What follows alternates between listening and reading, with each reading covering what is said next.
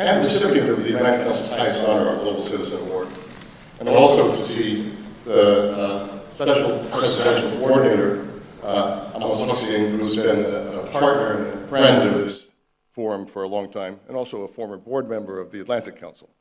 I also want to welcome and salute our new Senior Director of the Global Energy Center, Landon Durrance. I want to thank Reed Blakemore, who's been his acting and still his deputy, and their remarkable team. You're going to see them all over in the next couple of days, and please thank them for their work. Much has changed since we last gathered here at the St. Regis in Abu Dhabi in January of 2020, just weeks before the global shutdowns due to the COVID-19 pandemic. And much has changed since we convened the 2022 Global Energy Forum in March, alongside the World Government Summit in Dubai, just weeks after Russia's invasion of Ukraine. And even now, on the cusp of the UAE's hosting of COP28 next December, I expect that this year will be yet another one of transformative change. Our shared values and commitment to energy security and global decarbonization remains steadfast. And this gathering of leaders from across energy, economics, and politics is here to set the energy and climate agenda for this coming year, and it's probably never been more critical to do that. So I'm just going to say a few words about the themes of this year's forum and what we hope to accomplish over the next 2 days. As I think back to the year that just ended, the most significant inflection point, of course, was Putin's invasion of Ukraine last February. A geopolitical crisis in Europe quickly became a global energy crisis, and it threw energy security into sharp relief, while countries still worked to maintain a sustainable energy transition. Though there are geopolitical lessons to be drawn from the past year, we also saw the energy trilemma emerge clearly, as decision makers and stakeholders tried to balance sustainable, affordable, and secure energy. Our call to action is that even amid geopolitical tension, even amid economic stress, we must take care to avoid the false choice between secure and affordable energy and a sustainable transition. So how do we get from where we are now to net zero by 2050? And what are the technologies that will enable a secure and equitable energy transition? That's going to be the heart of what we're talking about in the next 2 days. I'm not here to pick and choose my favorite clean energy technologies, though I have them. But I will say this: true net zero enablers require reliable supply chains, and they address the power sector and hard-to-abate sectors like heavy industry manufacturing, desalinization, hydrogen production, and more. So I look forward to hearing from energy and climate experts and leaders and learning much more over the next 2 days. As the current geopolitical and energy crisis forces us to think seriously about the energy trilemma and pathways to net zero, we are fortunate to be here in Abu Dhabi, where COP28, hosted in the UAE later this year, November 30th, December 12th, shines bright on the horizon. The Global Energy Forum follows on the heels of COP27, hosted by Egypt as the first African COP since the Paris Agreement. Sharm el-Sheikh emphasized the importance of implementation by all communities to empower an inclusive energy transition. We all look forward to the UAE's opportunity to advance these ideas around an inclusive and reliable energy transition, which will be at the center of the global community's endeavors to meet the challenge of climate change. In light of the UAE's tremendous successes, especially in building nuclear reactors, advancing solar power and other renewables, decarbonizing aluminum, there is no better place to bring the climate and energy communities together to convene these conversations of paramount importance. The announcement late last year of the U.S.-UAE Partnership for Accelerating Clean Energy, or PACE, which will, according to the White House, catalyze $100 billion in financing investment, other support, and deploy 100 gigawatts of clean energy by 2035 to advance the energy transition and maximize climate benefits, offers clear evidence of the serious and sophisticated commitment to net zero.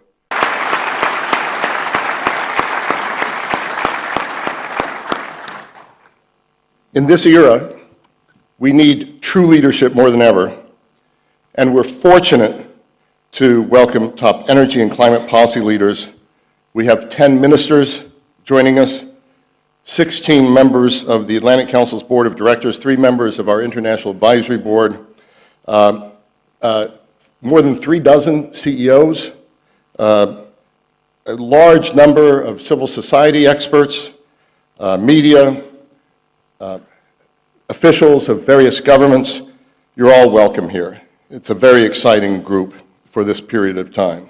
And with leadership in mind, I want to recognize and congratulate Dr. Sultan Al-Jaber, who just this week was named Presidential Designate of COP28.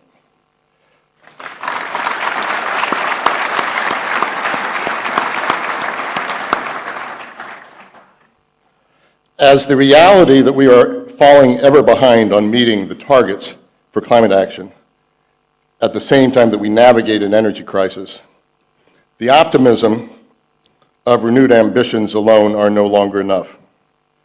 As I said to CNBC under the hot questioning of Hadley Gamble yesterday, there is no individual I know that is better prepared and equipped to take on this task than Dr. Sultan.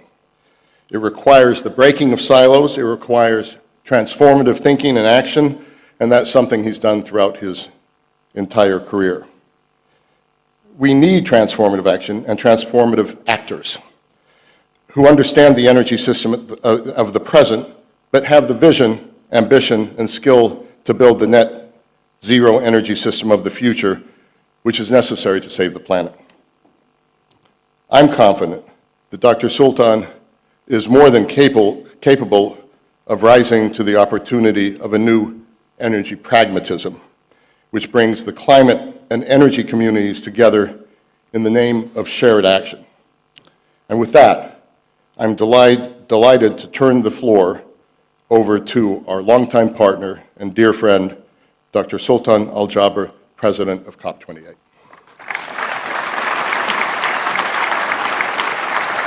Ladies and gentlemen, please welcome COP28 President-Designate, United Arab Emirates Special Envoy for Climate Change and Minister of Industry and Advanced Technology and Abu Dhabi National Oil Company's Managing Director and Group CEO, His Excellency Dr. Sultan Al-Jaber. سيداتي وسادتي، لنرحب بمعالي الدكتور سلطان بن أحمد الجابر المبعوث الخاص لدولة الإمارات للتغير المناخي ورئيساً معيناً للدورة 28 من مؤتمر الأطراف في اتفاقية الأمم المتحدة الإطارية بشأن تغير المناخ، وزير الصناعة والتكنولوجيا المتقدمة العضو المنتدب والرئيس التنفيذي لأدنوك ومجموعة شركاتها كوب 28. بسم الله الرحمن الرحيم. السلام عليكم ورحمة الله. Good morning, Your Excellencies, distinguished guests, ladies and gentlemen, dear friends. Welcome to the United Arab Emirates, to Abu Dhabi, and to the 7th Atlantic Council Global Energy Forum. And thank you, Fred, for your kind introduction. Thank you for your leadership, for your partnership, and for making sure that we always have the right mix of expertise participating in this very important forum.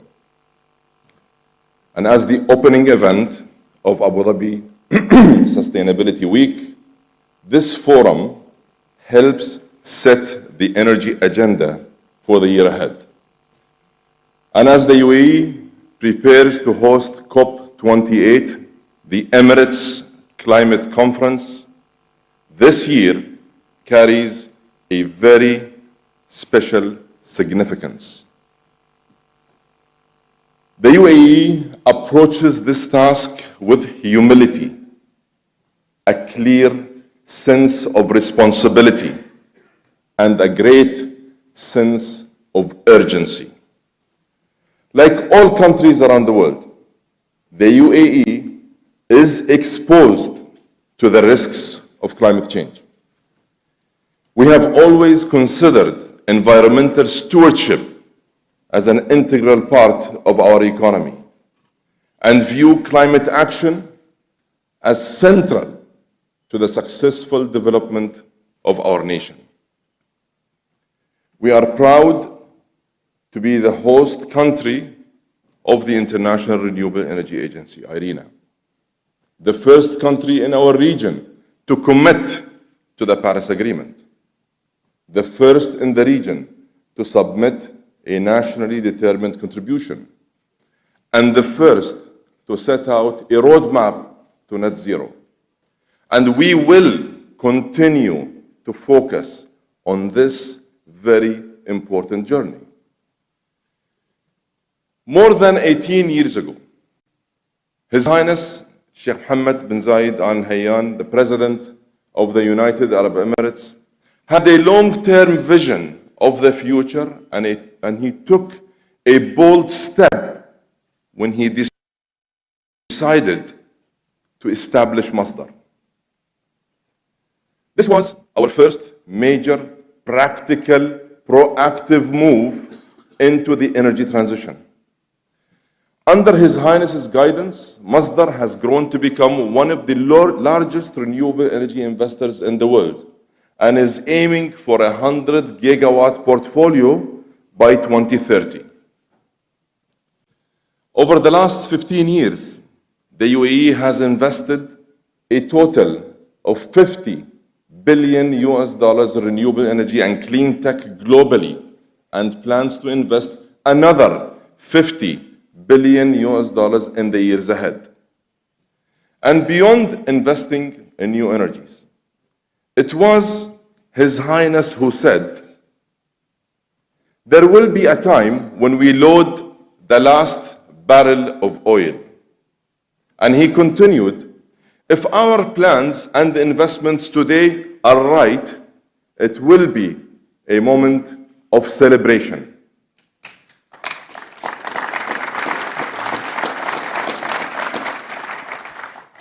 This call to action by His Highness at the World Government Summit in 2015 clearly underscored his vision for sustainable development, delivered by economic diversification and enabled by a rapid transition of our energy systems. And today, over 70% of our economy is generated outside the oil and gas sector. And as the founding CEO and chairman of Masdar and the MD and CEO of ADNOC, I will continue to follow our leadership's vision and guidance in making today's energy cleaner while advancing and continuing to invest in the clean energies of tomorrow.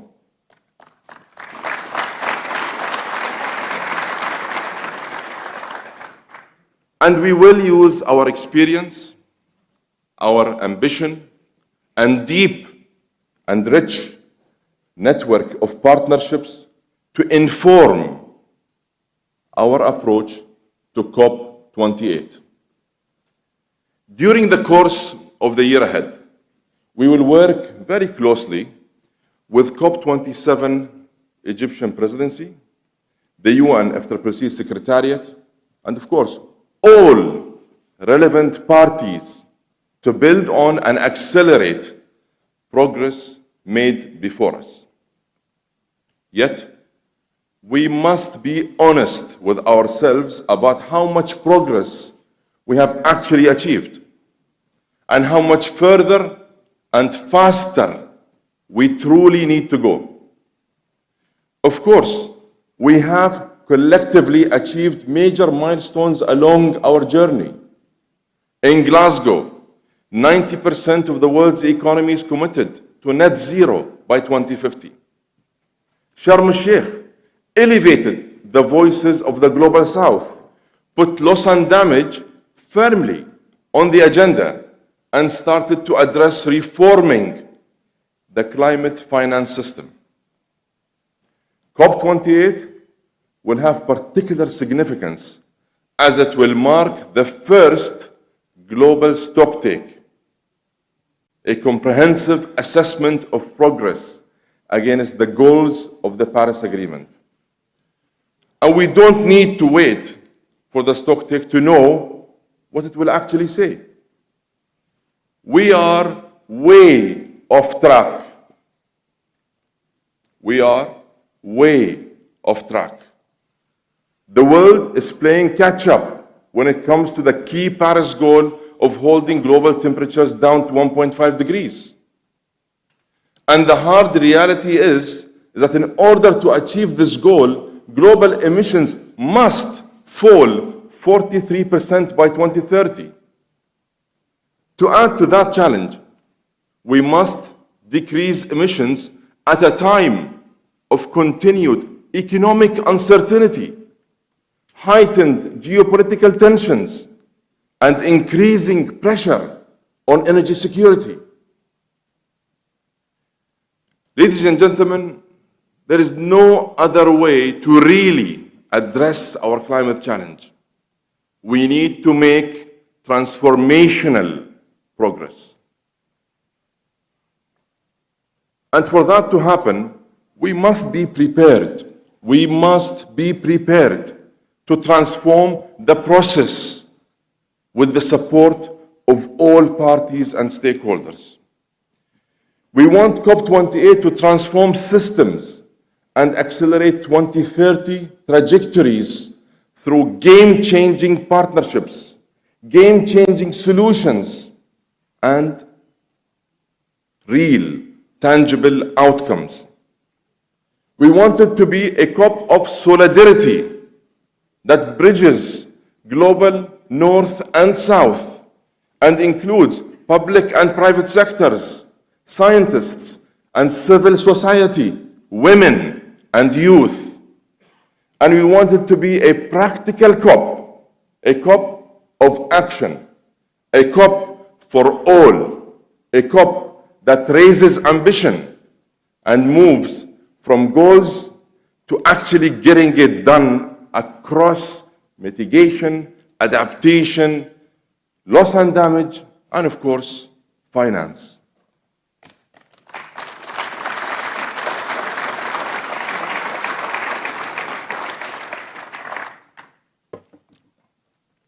Allow me to elaborate on those points one by one.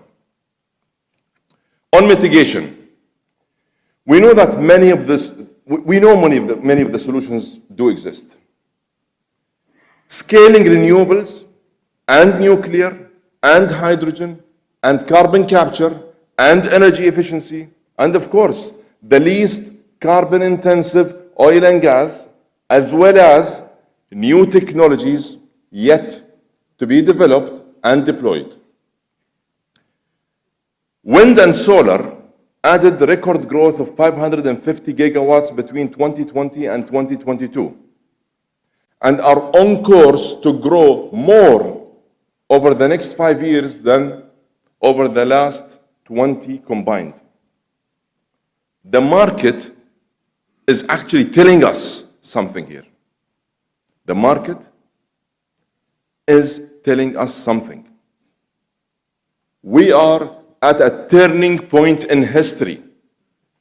Low carbon growth is the future, but we must get there much faster. We must triple renewable energy generation from 8 to 23 terawatt hours by 2030. We must more than double low-carbon hydrogen production to at least 180 million tons for hard-to-abate sectors. We also need to transform our food and our agriculture systems because we know that agriculture accounts for 1/3 of global emissions. Much greater investment in agri-tech, smarter water use, and food production is needed to transform this critical sector alongside many other sectors.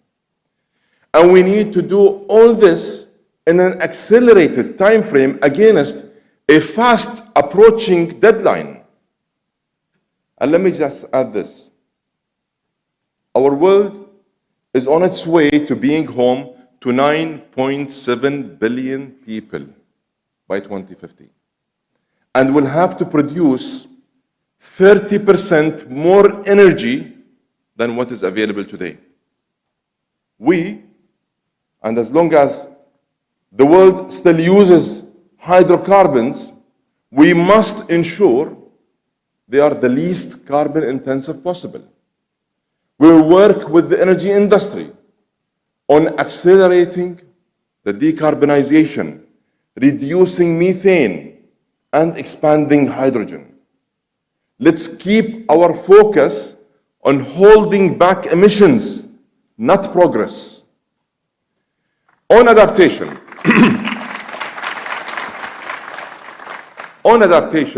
the number one priority is very clear. We must do more to protect our most vulnerable communities and our most critical systems from extreme weather and biodiversity loss. We must protect our rainforests and invest in nature-based solutions like mangroves that act as powerful carbon sinks while protecting coastlines and preserving natural ecosystems. We must ensure that our global food system is resilient to the changing weather patterns that threaten farmers around the world. And to enable this progress, we must double adaptation finance for the Global South to $40 billion annually by 2025.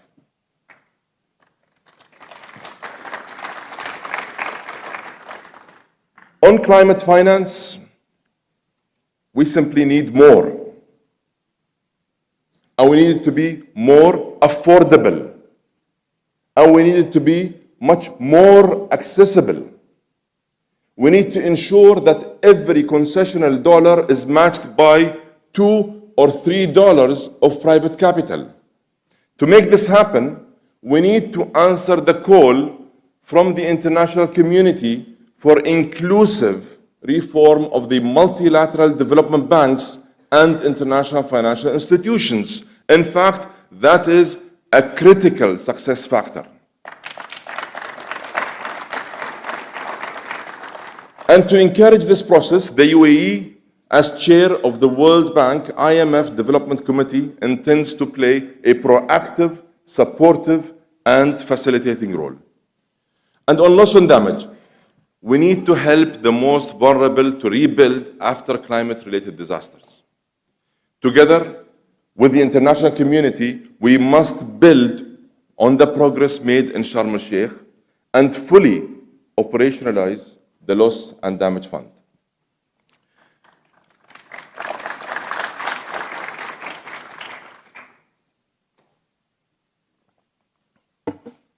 Distinguished delegates, dear friends, as an ambitious young nation that continues to evolve, the UAE has grown through partnerships, opened up to new ideas, and learned many, many lessons along the way. We don't claim to have all the answers, but we believe we have something valuable that we can contribute. At the crossroads of North and South, East and West, we will listen. We will engage with all those who wants to engage. We will listen. And we will engage with those who want to engage. We will build bridges. And we will pursue global consensus in this very important collective effort. Together with the high-level champion, Her Excellency Razan al-Mubarak, and the youth champion, Her Excellency Sham al-Mazrou'i, we will work very closely with the UNFCCC to move from ambition to real action. And we will mobilize the private sector and all other sectors to deliver greater, more meaningful impact.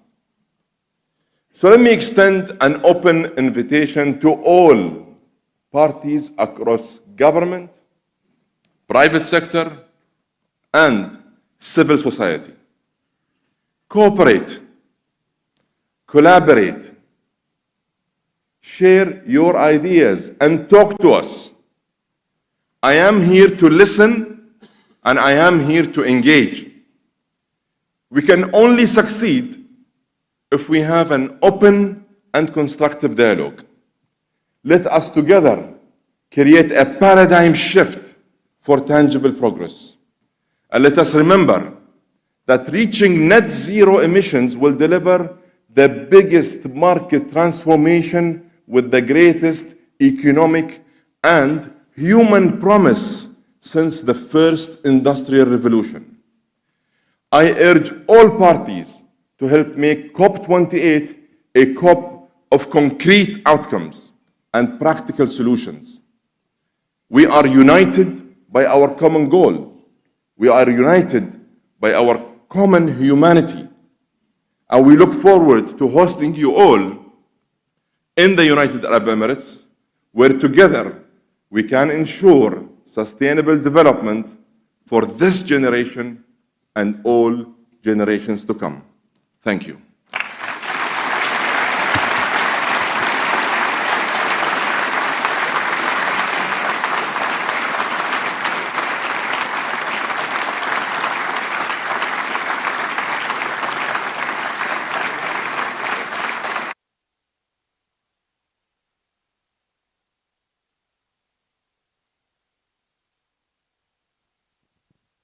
Ladies and gentlemen, please welcome back to the stage Mr. Frederick Camp. سيداتي وسادتي، لنرحب مرة أخرى بفريدريك كامب الرئيس والمدير التنفيذي للمجلس الأطلسي. Dr. Sultan, wow, that was a call to action if ever I've heard one. Thank you so much for that.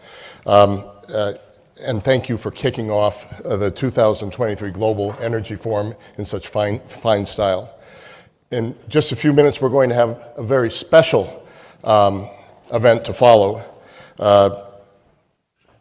Another distinguished guest and friend, His Excellency Suhail Al-Mazroui, the Minister of Energy and Infrastructure of the United Arab Emirates, will be joined by His Excellency Saad Sharida Al-Kabi, the Minister of Energy of the State of Qatar, as well as the President and CEO of Qatar Energy. Of all the things we've done over the last 7 years at the Atlantic Council, we haven't had a conversation with the two of these gentlemen on the same stage at the same time, so we're really looking forward to that. And the other thing I'm really proud of is how quickly the team can actually set things up. So, ministers, please come join us.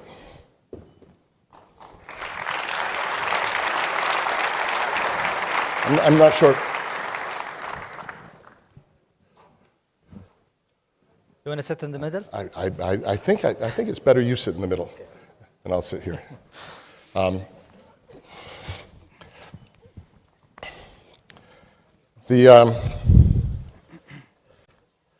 It's an honor to be with the two of you today, and thank you for helping us kick this off. Concerns around energy security and improving energy access in the developing world have been at the top of the agenda this year, with natural gas being a major area of attention given Europe's efforts to rapidly diversify its natural gas imports. So I actually have two questions. One of them is, we had quite an extraordinary, for the two of you to kick us off.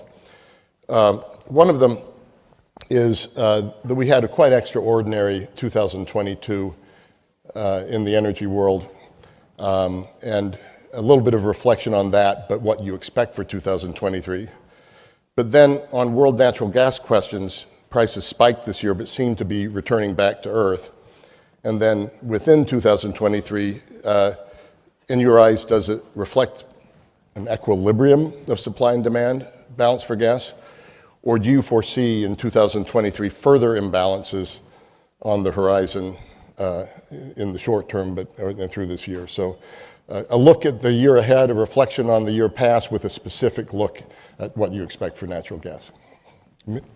Mr. Well, Minister. first I'd like to thank you for hosting me and thank my very good friend, His Excellency Suhail, for inviting me to this event.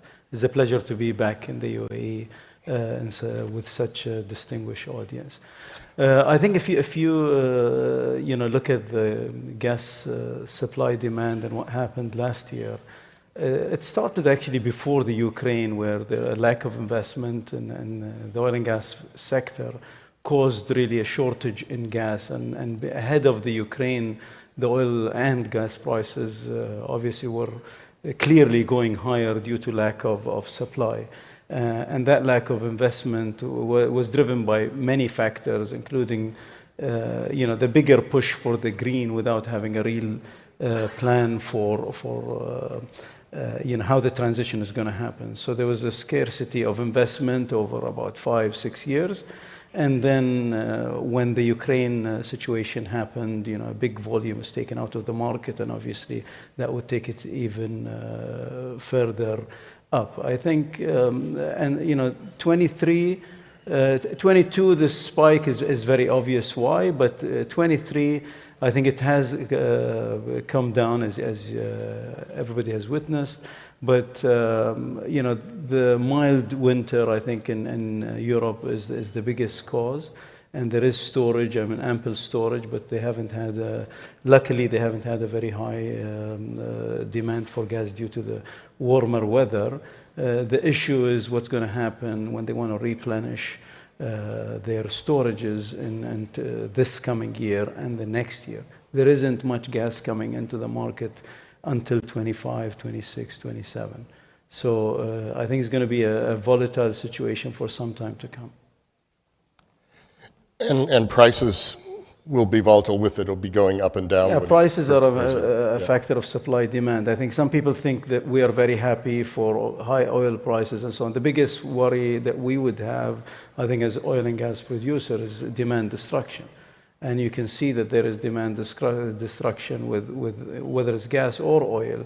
And unfortunately, I think the wonderful speech that we heard from His Excellency Sultan, talks about what we're going to do going forward, and we're all for what he mentioned. But you can't have coal at record highs and say that we are going to achieve our targets. 30% of the power in the world uses coal, and all the countries that were calling for coal to be stopped are using it at record levels today. So I think we need to take a very serious action, and I think coal is the biggest emitter by far. And I don't see I see a lot of attack on oil and gas companies and demonizing oil and gas companies. I don't see the same attack on the biggest polluter on the planet. I'm really looking forward to coming back to you about the demonization question. Mr. Minister, you have lived through so much change and so much history since you took over as the minister. Everything from OPEC Plus to what we experienced last year, rolling off the war in Ukraine. How do you look at 2022, what you expect for 2023, and the same question, particularly with a particular focus on natural gas? Well, first of all, it's glad to see this crowd. I think probably this is the biggest Atlantic Council energy that we have ever since we started, and I'm grateful for His Excellency and for all of your excellencies for coming. Actually, I would build on what His Excellency Saad mentioned. We've been talking about the lack of investments and the lack of interest from the financial institutions to finance fossil or oil and gas projects. Part of that is also the lack of understanding what is the future for many countries when it comes to energy strategy, what contributions or what percentages they would have of gas, or even the pace of reducing their coal. It's not clear. I mean, there are plans, but those plans are not concrete, and that unclear long-term strategy by many countries put them in a situation where it's very difficult for them to commit for a long-term gas contracts, which is then return made the companies or those who are developing the gas at a very difficult position with their financiers, because they would like to see a long-term contracts, and those long-term contracts are not there. Everyone want to buy, but they want to buy in a 2 years or 3 years span, and that is not enough for someone to develop gas. Gas is available, and there are huge discoveries in the recent history, but the development pace is not there, and the investment is not there. So that is one of the problems, or one of the issues that causing the problem today. Of course, Russia is a major producer of gas and LNG, and when you shift from one location to another, trying to adjust, that takes time. And that's what happened in 2022, where some of that gas have been relocated to another market, and other gas from other market is homing to Europe, especially from the US. But is that sustainable in the longer run? I think you would need more collaboration between the European nations on agreeing on the optimization of the FSRUs that are also limited, and also agree on some pipelines. I think one of the things that contributes to energy security is pipeline gas. And together with Qatar and with Oman, we have established the first regional Middle East pipeline that secured and made energy security affordable and available for the three countries. And I think in the future, if you ask me about the future, I think we need to do more of these projects. There are countries which requires gas, and we cannot do everything as LNG. I think State of Qatar and His Excellency personally is involved in some of the largest expansions of LNG. Dr. Sultan as well, and ADNOC, they are also increasing their capacity of exporting. But even with that, with those investments, it's not enough. Gas has to be available and has to be affordable to secure and to become a base load that helps the renewable energy and help cleaning up the environment and reaching the COP goals. We are committed. We will do the investments, but I think the whole world need to think about the resources and need to think about how we enable the companies and the IOCs and the NOCs to produce more gas to make it available and affordable. Thank you for that answer. Minister Al-Kabi, I want to come back to your comment about demonization. This is a country that's one of the, I guess, OPEC's third largest producer of energy. It's also a country that's been a pioneer. Dr. Sultan talked about Masdar in the renewable space at the same time. In the COP process in the past, the climate community and the fossil fuel providers were rarely in the same room. Are you seeing a change? Climate community seems to be more open now to particularly natural gas as a bridging fuel, more open to nuclear power as well, other solutions in decarbonizing carbon. And the fossil fuel community is investing billions in new technologies, in renewables, et cetera. Dr. Sultan was talking about a paradigm shift. Is that too utopian to think that that's where we're going? Talk a little bit about how you think these two communities can come together and actually accelerate the reduction of emissions, not slow it down.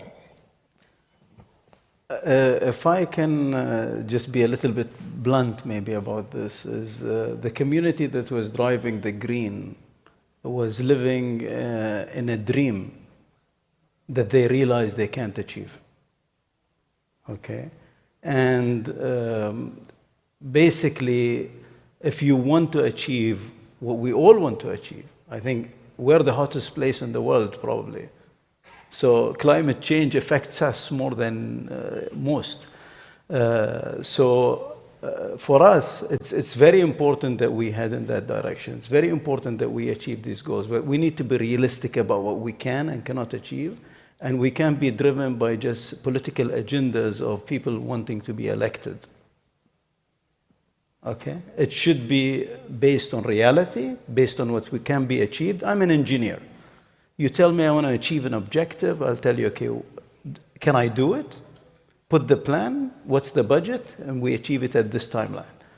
But just to talk about achieving net zero, and the majority of the countries that you talk to, they talk about net zero, and you say, how are you going to achieve it? They say, we achieve 60, 70% of it by 2040 by doing this, this, and that. And the rest is technology improvement. So that, I'm not a native English speaker, but that doesn't mean we will achieve net zero. It means we'll strive to, we'll try, we'll see what we can do to achieve it. Okay?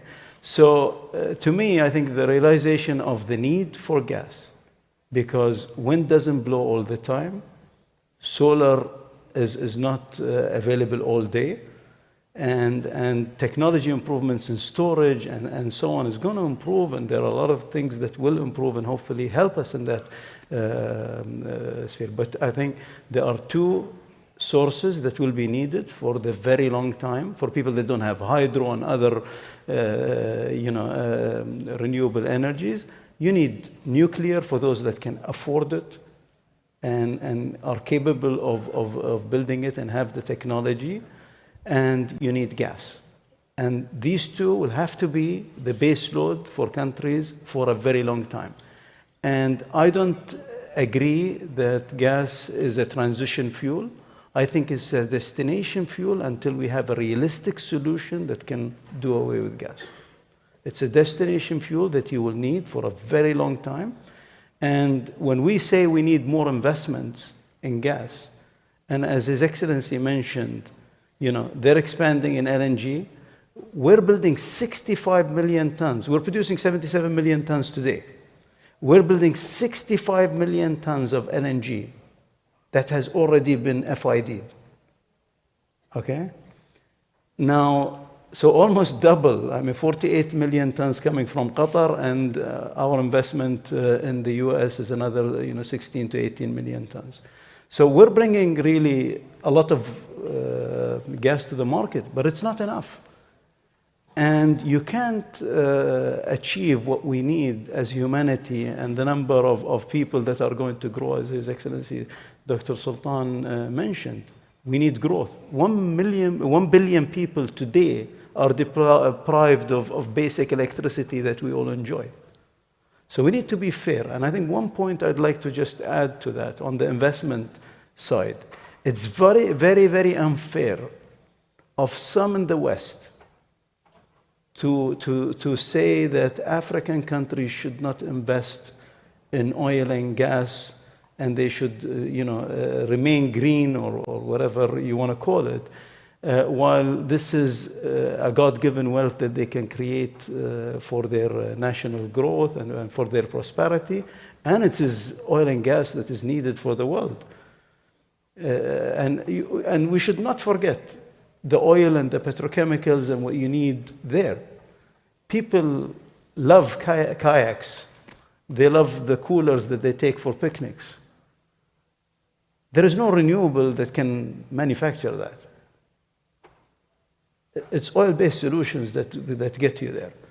Okay, so it's ethane crackers and plastics and so on that are needed. I know we need to do a lot of work there, but let's not forget the reality of what we need. A lot of stuff that you have around you here, and the decoration and the flooring and all that, is oil and gas. Yeah, what we're wearing. Okay, so let's be realistic while achieving the goals that we want. Minister Suhail, I'd love you to build upon what you've just heard from your colleague with the question of the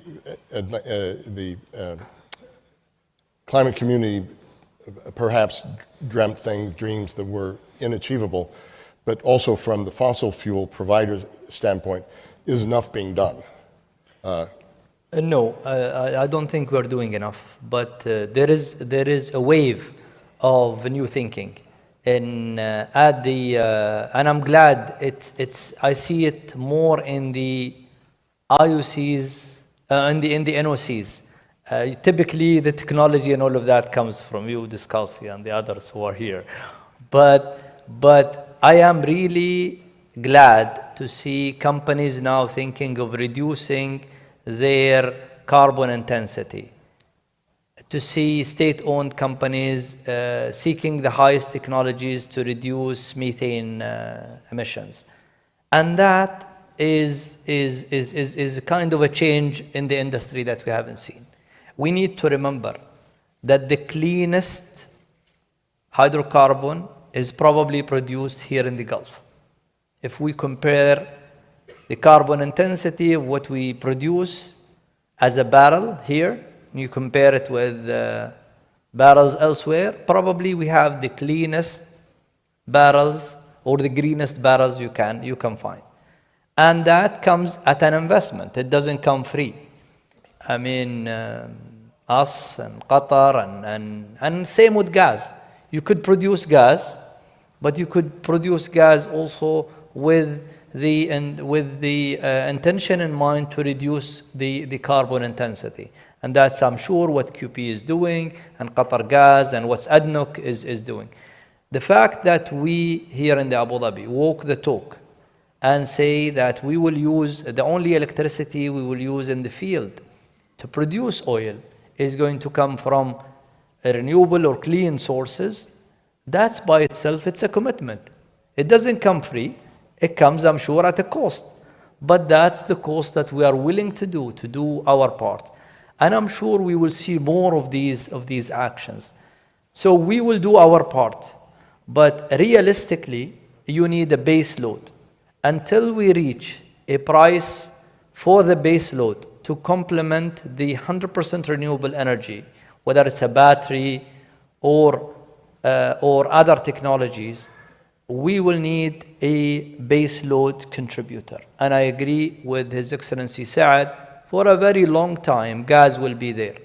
Percentage-wise, it may reduce, and it will reduce. But in absolute numbers, it will increase, and it will increase significantly. What is the worry? The worry, with that increase in demand, we will not have enough supply. And gas and oil are a finite resources. They are not going to stay there forever. We have seen countries going steeply in decline. Only, talking about oil, and gas is like oil, only within the 23 countries with OPEC Plus.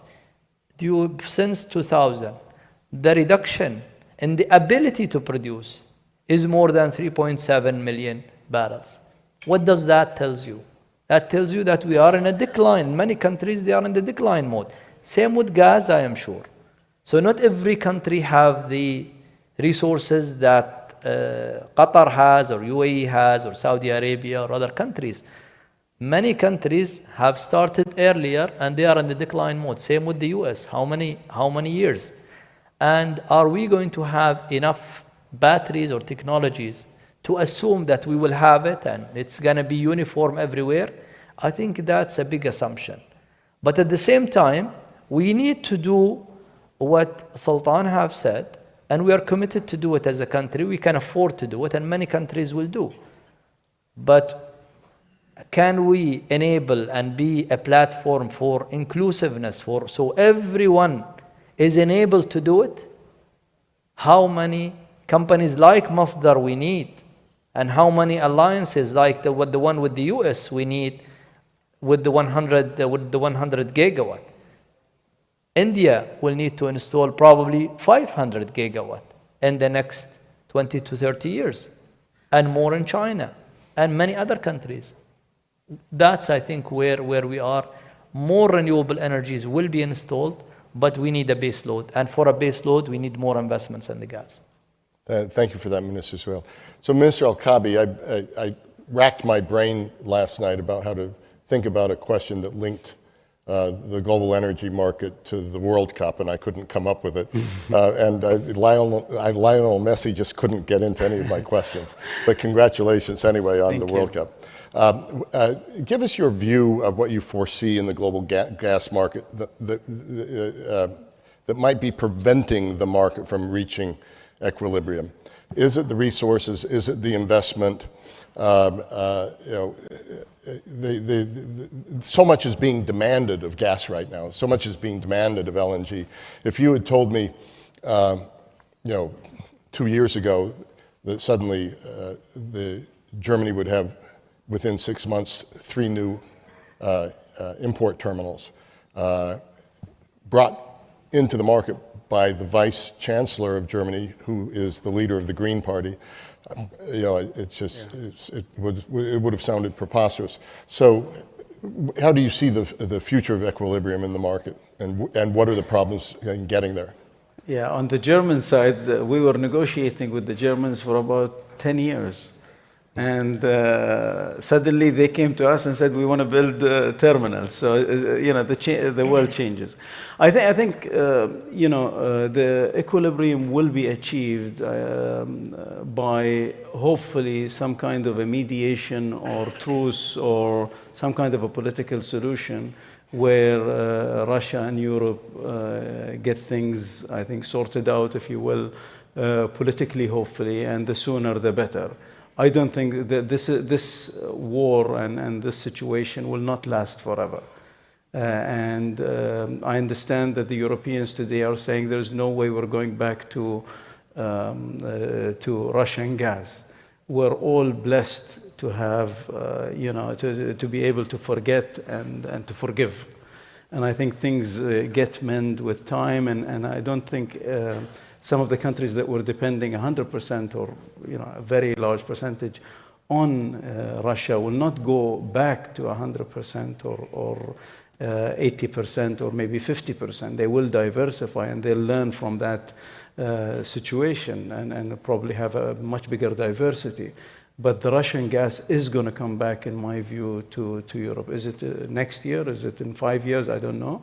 But once the situation is sorted out, and that I think will be a big relief to the whole gas sector and to the whole market in Europe, and will stabilize prices. And again, as are coming on a big scale, as our project from the US is going to bring about 80 million tons starting in end of 24 and then really peaking at 25. And then Qatar Energy's investments in our expansions in Qatar, 48 million tons are going to come. The rest are smaller projects that will come a little bit later. But other than that, that's the volume that's coming. And if governments and legislators do not promote additional gas investments, as His Excellency Sahel said, if I'm being very selfish, that's good for us. Mm-hmm. But that's not good for the development. So at the Lawrence Livermore National Laboratory announced one of the most significant energy breakthroughs in living memory. Aiming 192 high-powered lasers at a tiny spherical capsule, just 2 millimeters wide, they're able to harness the same reactions of the power of the sun and stars to demonstrate fusion ignition, proving what until now has only existed in theory and paving the way towards what could be, one day, near limitless sources of energy for the future. And back in the UK, we're taking leaps of our own, because we're not just developing our very own fusion power plant, a spherical Toloman, on the site of an old coal power station in the Midlands. We're also operating the Joint Energy Torus, the most powerful fusion facility in the world, and taking the lead in regulating and commercializing fusion technology, working out the best way to get it out of the labs and into the real marketplace. There are stories of entrepreneurs and innovators working together to deliver clean, secure energy for millions of jobs, and thousands more, and stories that tell us the fates of energy security, net zero, the economic growth are inseparably intertwined. Dependable supplies of fossil fuels, particularly natural gas, have a crucial role to play in easing the energy transition. We just heard about it in the discussion on the stage. But it's only by harnessing the power of transformative green technologies that we can also build a global energy system that's fit for the future. And whether that's in the UK, where we're developing small modular reactors, which promise to make nuclear easier, faster, and cheaper, and we've been running them in the sea for the last 6 decades, the Rolls-Royce-powered Trident submarines, or here in Abu Dhabi, where operations have begun at the Baraka nuclear power plant, the first nuclear power plant not just in the UAE, but in the whole of the Arab world, expected to deliver up to a quarter of the nation's electricity when fully up and running. And where last week ADNOC announced $15 billion to accelerate its decarbonization strategy, investing in everything from energy efficiency and electrification to carbon capture. Now, yesterday, I signed a clean energy memorandum between the UAE and the UK to promote energy security and investment between our two nations. Agreements like this really matter because when it comes to climate change, the whole world has a stake in it. And none of us should have to settle for less. So working together really matters to deliver a low-carbon future that isn't just more secure, but also makes us all more prosperous. But a future that's fairer is, I think, a future that is worth fighting for. Our international climate finance has already provided an astonishing 58 million people with improved access to clean energy since 2011. But we're delivering on our pledge to double up to at least £11.6 billion in that fund from 2021, reaching tens of millions more. Because the green industrial revolution mustn't leave anyone behind. After all, you can't just shut down your power stations and be done with it, leaving millions without energy or employment. That's where Just Energy Transition Partnerships come in, and they're mobilizing billions to support the transition from coal power to clean growth in key economies like South Africa and in Indonesia. And by investing in new green energy supplies, electric vehicles and hydrogen, they're providing security and opportunity for communities across these countries. Ladies and gentlemen, I have to say it's fitting that we're here in the UAE, 2023's COP28. President-elect Sultan Al-Jaber and his great leadership and speech this morning, because it's here that we're seeing building on the extraordinary progress that's been made since Glasgow, built on in Egypt, that this year we will have to see those real developments in this stocktake COP taking place in November and December.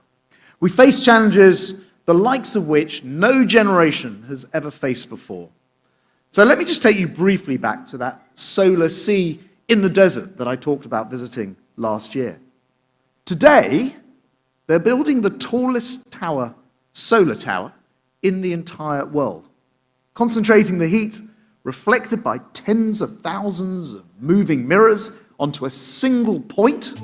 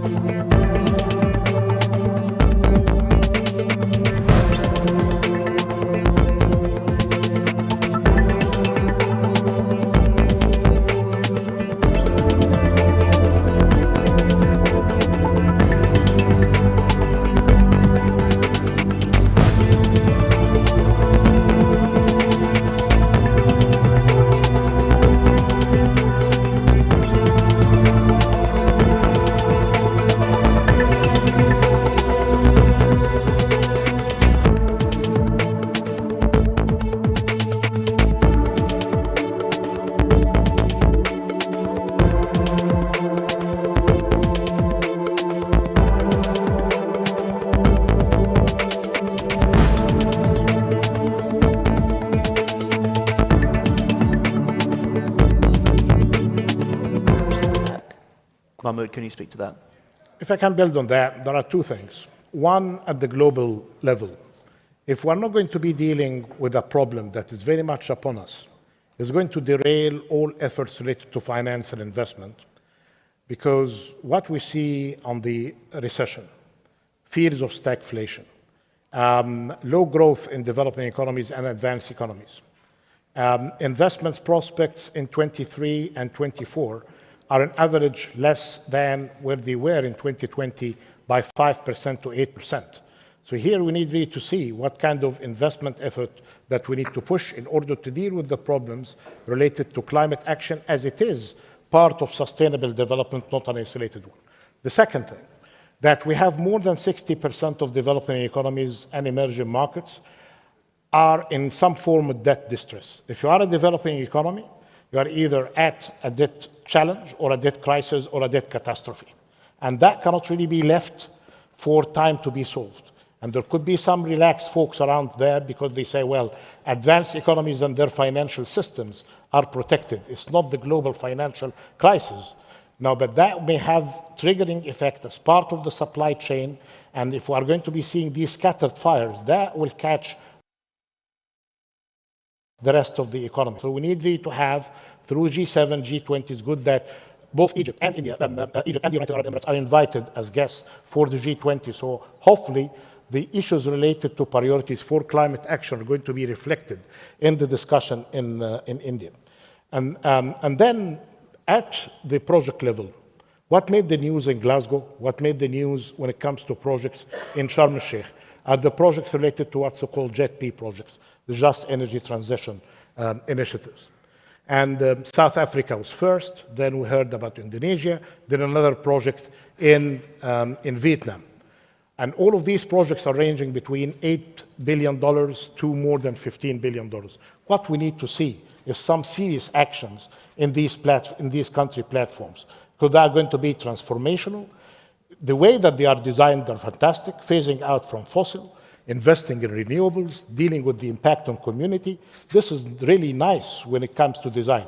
What is missing so far is basically the kind of action that we need to see, not just in these three countries, but in the rest of the countries, including in Africa, Latin America, and Asia. Minister, would you like to add to that as well, and perhaps offer a view on what you see as the biggest transition risk from here? Thank you. I think the transition risk is that not only, as Dr. Mahmoud has mentioned, on the part related to the finance or the projects, but also one important part on the transition risk is very much related to the culture and the mindset.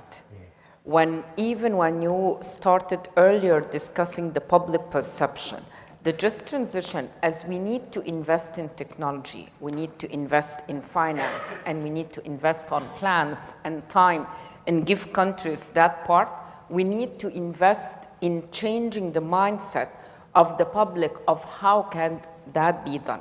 For example, Egypt as a country has been facing for quite a long time the waste, the municipal solid waste. And every time we started engaging in that discussion, we fail on that part on different fronts, on tackling the informal sector, on putting the laws in place, in including the private sector, in even collecting and doing more infrastructure work. Part of the change that we have been trying to do is investing in the way people looking at the garbage and how that can be dealt with. The first part that we have done beside the law is the way we have been addressing the young people and school children in order to change the mindset, and how can that be done. Two things that we have been trying to do. First, working on what kind of green jobs could be done within the waste sector, what are they offering, and how can that be included.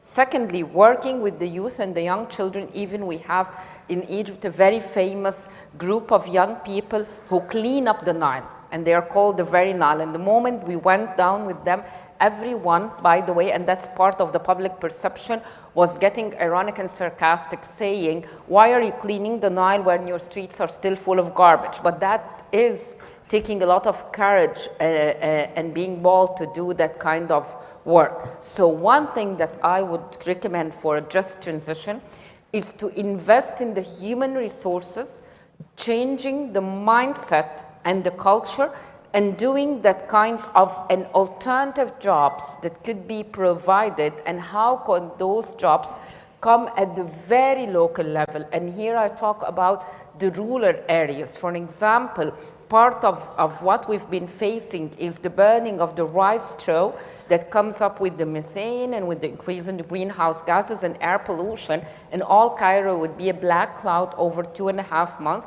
Part of what we've been providing is a job opportunity of the recycle of the rice straw, getting compost, getting fertilizer, but including also the women in the rural area for providing clean energy. So that's, I think, is very important and key, because finance and technology will not solve if we keep the same mindset within the same reach. It's a very good point and very important to add. Thank you, Minister. And we have a few minutes left. Does anyone in the room have a question for the Minister or any of our other panelists?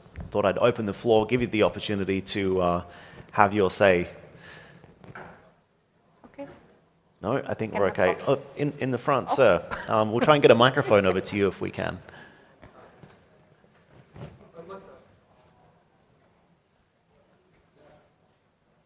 Thank you. Thank you. I would like to ask Dr. Mahmoud, how does he see the energy transition contributing to economic diversification in the MENA region? Well, this is a very good question that had been raised before the time of COVID and before the war in the Ukraine. And there was a very important piece that came out from the IMF about where the demand for fossil fuel in the GCC will be reaching its peak. There was some similar work as well that was conducted for Norway. And here the discussions were basically about the peak will be some year like 2027 or 2029 based on different models. And then we got this piece by Daniel Yergin on the new map. And then, of course, the idea there is not a factor of time, it's a factor of technology. We are where we are today in energy and diversification of the sources of energy because the huge investments in invention in countries like the US and Europe and development, research and development at scale in China. That's why you see some projects, including here in Masdar, in Egypt, in Bimban, in Ouarzazate, in Morocco, with a fraction of their cost only 9 or 10 years ago. But diversification here is not just about diversifying the sources of energy. But being in Abu Dhabi, I just like to emphasize this point, that this country had been prepared for that. When Masdar was established in 2006, I listened carefully to His Excellency Sheikh Mohammed bin Zayed, when he said that the day that the UAE will be exporting, the last barrel of oil will be a day of celebration because we are going to be prepared for it. We are going to be with a diversified sources of energy and diversified economy that's not going to be mourning the day that we lost this source of energy. So it's good to have this kind of midterm, long-term planning. The first part of the investment that are required for the GCC countries have been always the investments in skills. When the discussions, especially with the WEF talks about the fourth industrial revolution, about the investments in the fourth industrial revolution related kind of investments, scaling up the population and how to do the digitalization better, this was a source of interest here.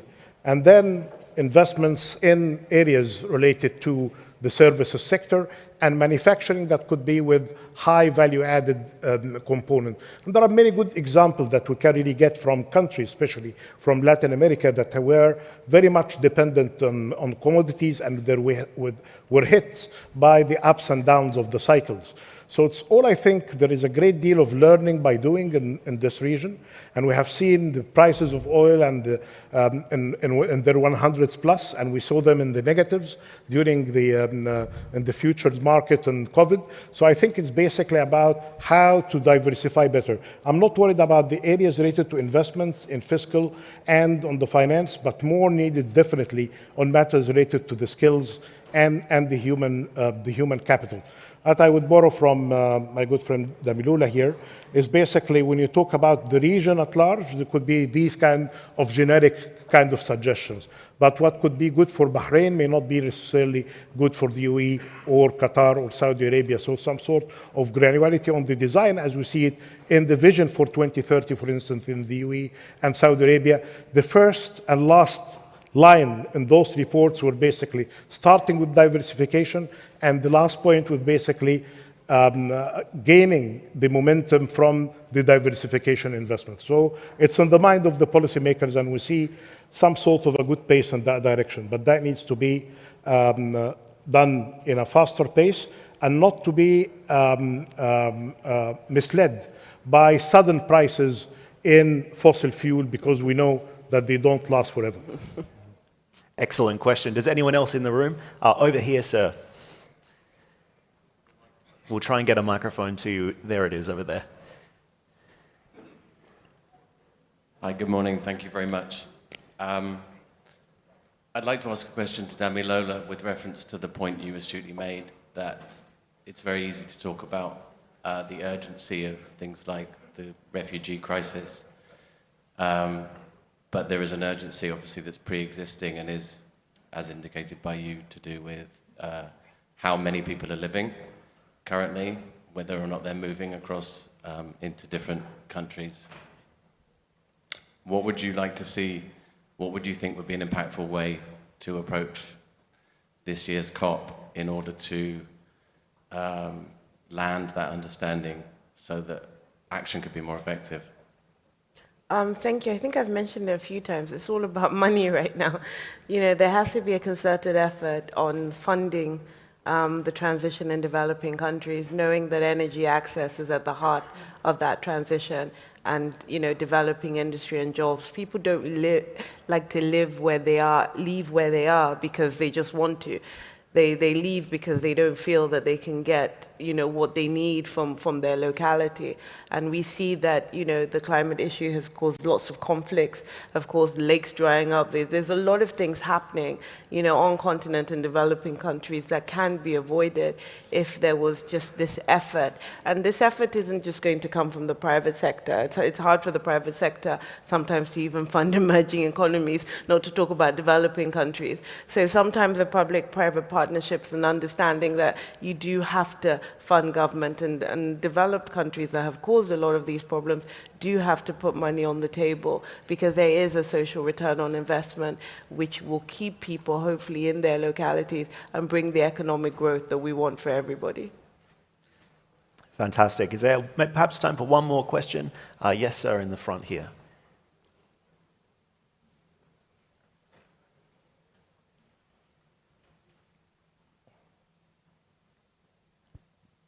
Just in relation to finance, should we not be talking about the value created? So, you know, that's a huge opportunity rather than how much it's going to cost. The other aspect is to put to the panel, you know, we also might need to make the link between energy and healthcare, because from air pollution, that's a huge cost. And also our health system, you know, we've seen from COVID, huge pressures. So there's a huge opportunity to make a link between global energy and healthcare. So I'd put that to the panel. How do we do that? Thank you. Let me touch base on that, because one part that we have been doing in COP27, two parallel global initiatives. One that was talking about the nutrition and what kind of food that you need to change in the practices of the sustainable food and what kind of emissions that are related to that. And another part on the gender, as we are very much not only interested but believing also on the part related to the woman, is the energy, water, and food nexus. One part related to that is the more you're using your energy and making that just transition, even at the local level and at the level of the small and medium household, and using that renewable energy for irrigation and for food systems, that would make a very good package. It's a package that will be at the heart of the human development process, but it's a package that would strengthen the resilience of the woman provide the food, you're using the renewable energy, you're making access to water, you're working on the nutrition, the food practices. The whole package that I'm talking about is making us more resilient to the diseases. We're making us more strength and more power, and we are making that kind of a shift and the energy transition and using it properly in a circular way. If I can add just in a couple of seconds. The issues related to health, the impact on nature, are not adequately factored in the decision making. So we realize the cost, but when we do the accounting for the returns, we do only the accounting for the financial returns of the projects. If we are putting into consideration the cost to the health system, as you mentioned, to the nature at large, and very few even OECD countries are doing that in the national accounting. That needs to change. The regulatory structure and the incentives need to be changed, and that could be the way in order to provide the proper incentives, in addition to the nexus approach the minister mentioned, but there is an issue related to regulations. And one very final thing, the issues about, I don't like to leave it in a worrying part, but the issues related to forced migrants because of climate, issues related to refugees are not an issue of far distant kind of a problem. These are imminent problems. If we check what happened in this region, in Yemen and Syria, before the developments that we all know in 2011, it had something to do with the climate, and I refer you to the Ian Bremmer book on the crises. And while I wouldn't go to the estimates of 1.2 billion refugees in 2050 by Zurich and others, but basically look now on how many millions in Pakistan, for instance, are displaced within their country, and how many of them are looking for opportunities outside Pakistan because of what they are in today. So it's basically, we have the solutions, finance, technology, what is missing, leadership, and basically, hopefully, through COP28, we can get some better solutions into that direction. So just very quickly, totally agree on healthcare. We actually launched a Powering Healthcare Guide yesterday with Irina, which is looking at how to provide power to 10,000 health facilities across the African and parts of Asia as well. These are easy, deployable, renewable solutions that can be used to actually treat people, because it's estimated about 1.2 billion people, I believe, go to healthcare centers and have no access to electricity, so they have no access to healthcare. Thanks. Well, this has been a fantastic conversation. I want you to thank my panelists. No, thank you. Minister Mahmoud and Demilola, thank you so much. Thank you. Thank you. Thank you for listening in. Enjoy the rest of your Sunday, and thanks again to the Atlantic Council. Joining us up on stage next is going to be the Atlantic Council CEO, Fred Kep, alongside John Kerry, Elizabeth Yee, and Andrew Steer. Please make them feel welcome. Ladies and gentlemen, thanks again, and good morning.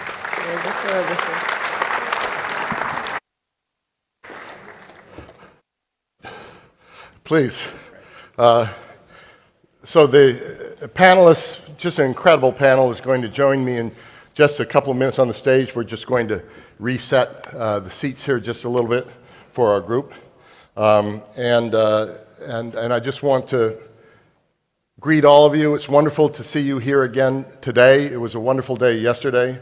For those of you who don't remember, I'm sure you do, I'm Fred Kemp, President and CEO of the Atlantic Council.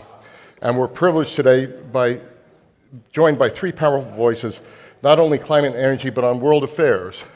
And I'm wondering, Yvette, am I ready to call them out?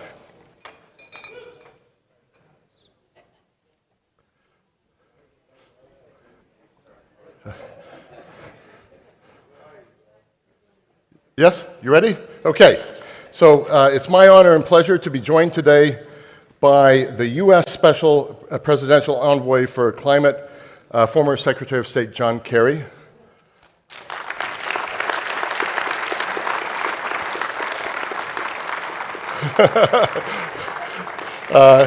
He'll be followed by Andrew Steer. Oh, where do you want me? Where do you? Yeah, one of the middle ones. That's good, right here. Andrew Steer, the President CEO of the Bezos Earth Fund. And then Elizabeth Yee, Executive Vice President for Programs at the Rockefeller Foundation. Thank you, Fred. And Liz, thanks as well for all the good work we're doing with you at the Arst Rockefeller Foundation Resilience Center. If any of you have been seeing more attention to the dangers of heat and rising heat in the last couple of years, if you've been seeing more chief heat officers, if you've been seeing named heat waves, if you've been seeing this not only in the press but also connected with gaming, then it's our senior director, Kathy Buffett-McLeod, who is here, who is Senior Vice President of the Atlantic Council and Senior Director of Arst Rockefeller Foundation Center. So, Mr. Secretary, that's the last commercial moment for the Atlantic Council. I doubt it, but that's okay. We've known each other a little too long. During the UN Climate Conference in Egypt this past November, COP27, your three organizations, so the U.S. government, Rockefeller Foundation, Bezos Earth Fund, announced the establishment of a new tool in the global effort to keep 1.5 alive, the Energy Transition Accelerator. Now, there's no doubt about the scale of the challenge to limit global warming to 1.5 degrees. There's no doubt that that challenge is immense. And as we witness the effects of climate change permeating a constant drumbeat of other global challenges elbows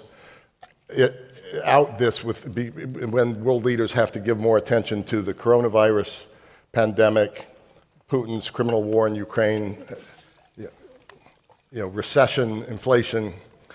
Inaction, however, is not an option. That's what makes the launch of the Energy Transition Accelerator at COP27 so exciting. That's the reason we wanted to have a panel dedicated to that here at our 7th Atlantic Council Global Energy Forum.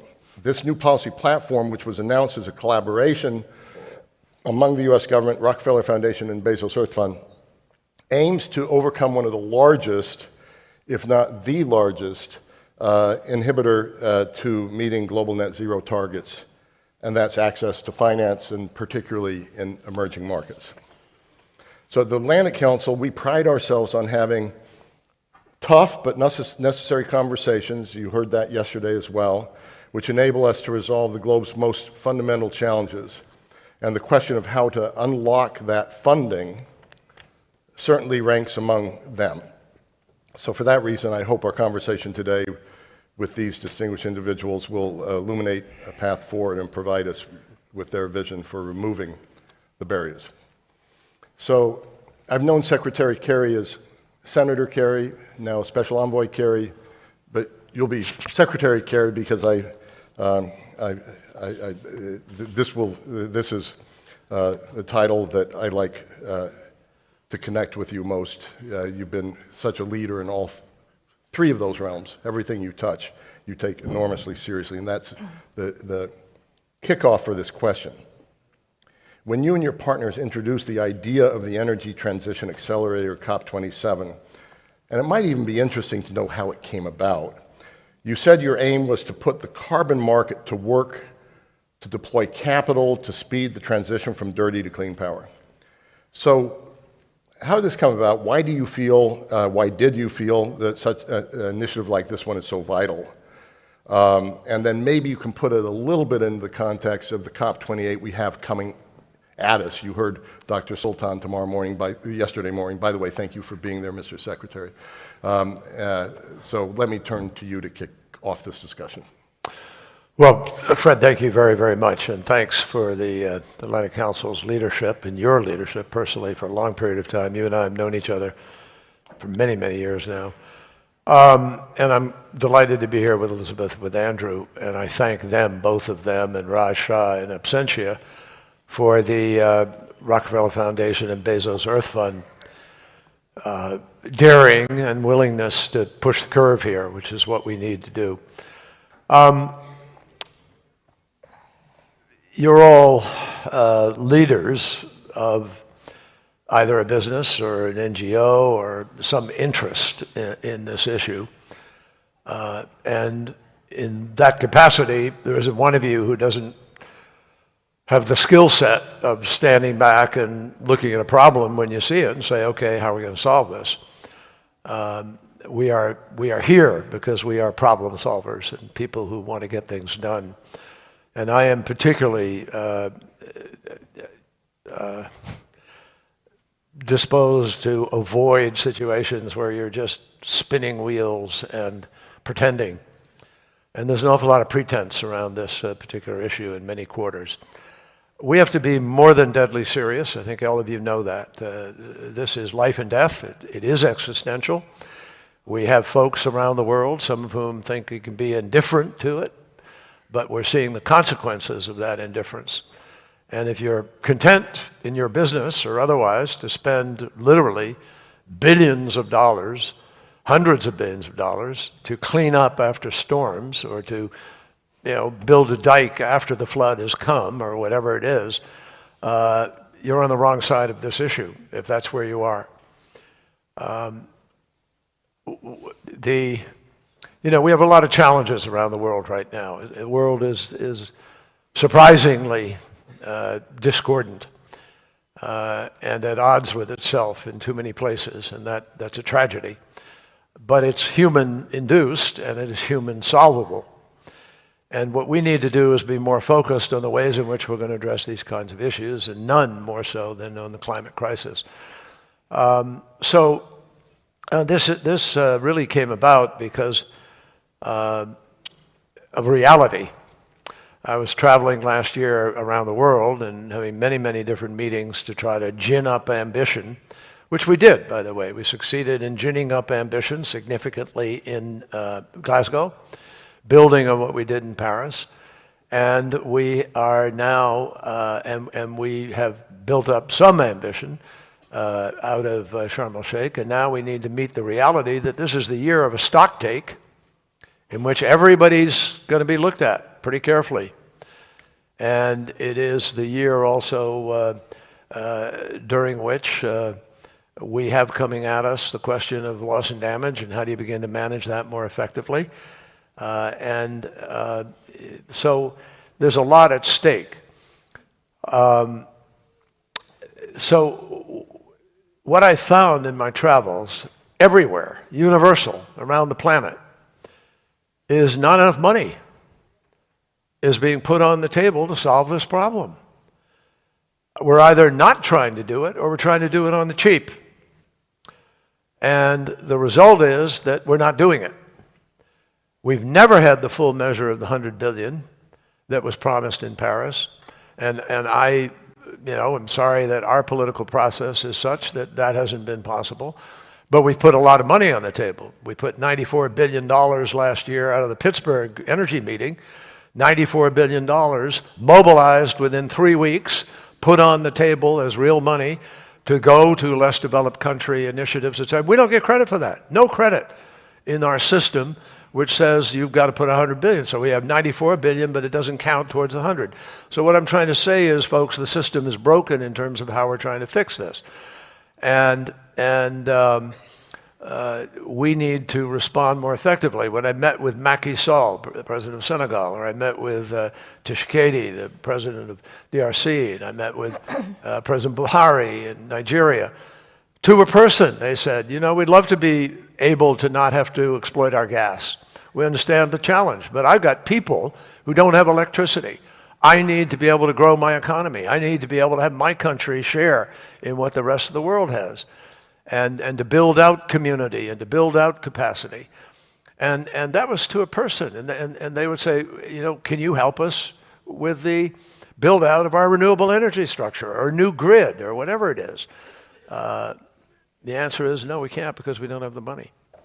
Very few people. No government in the world has enough money to deal with what everybody is telling us we must do in order to deal with this crisis. What is that?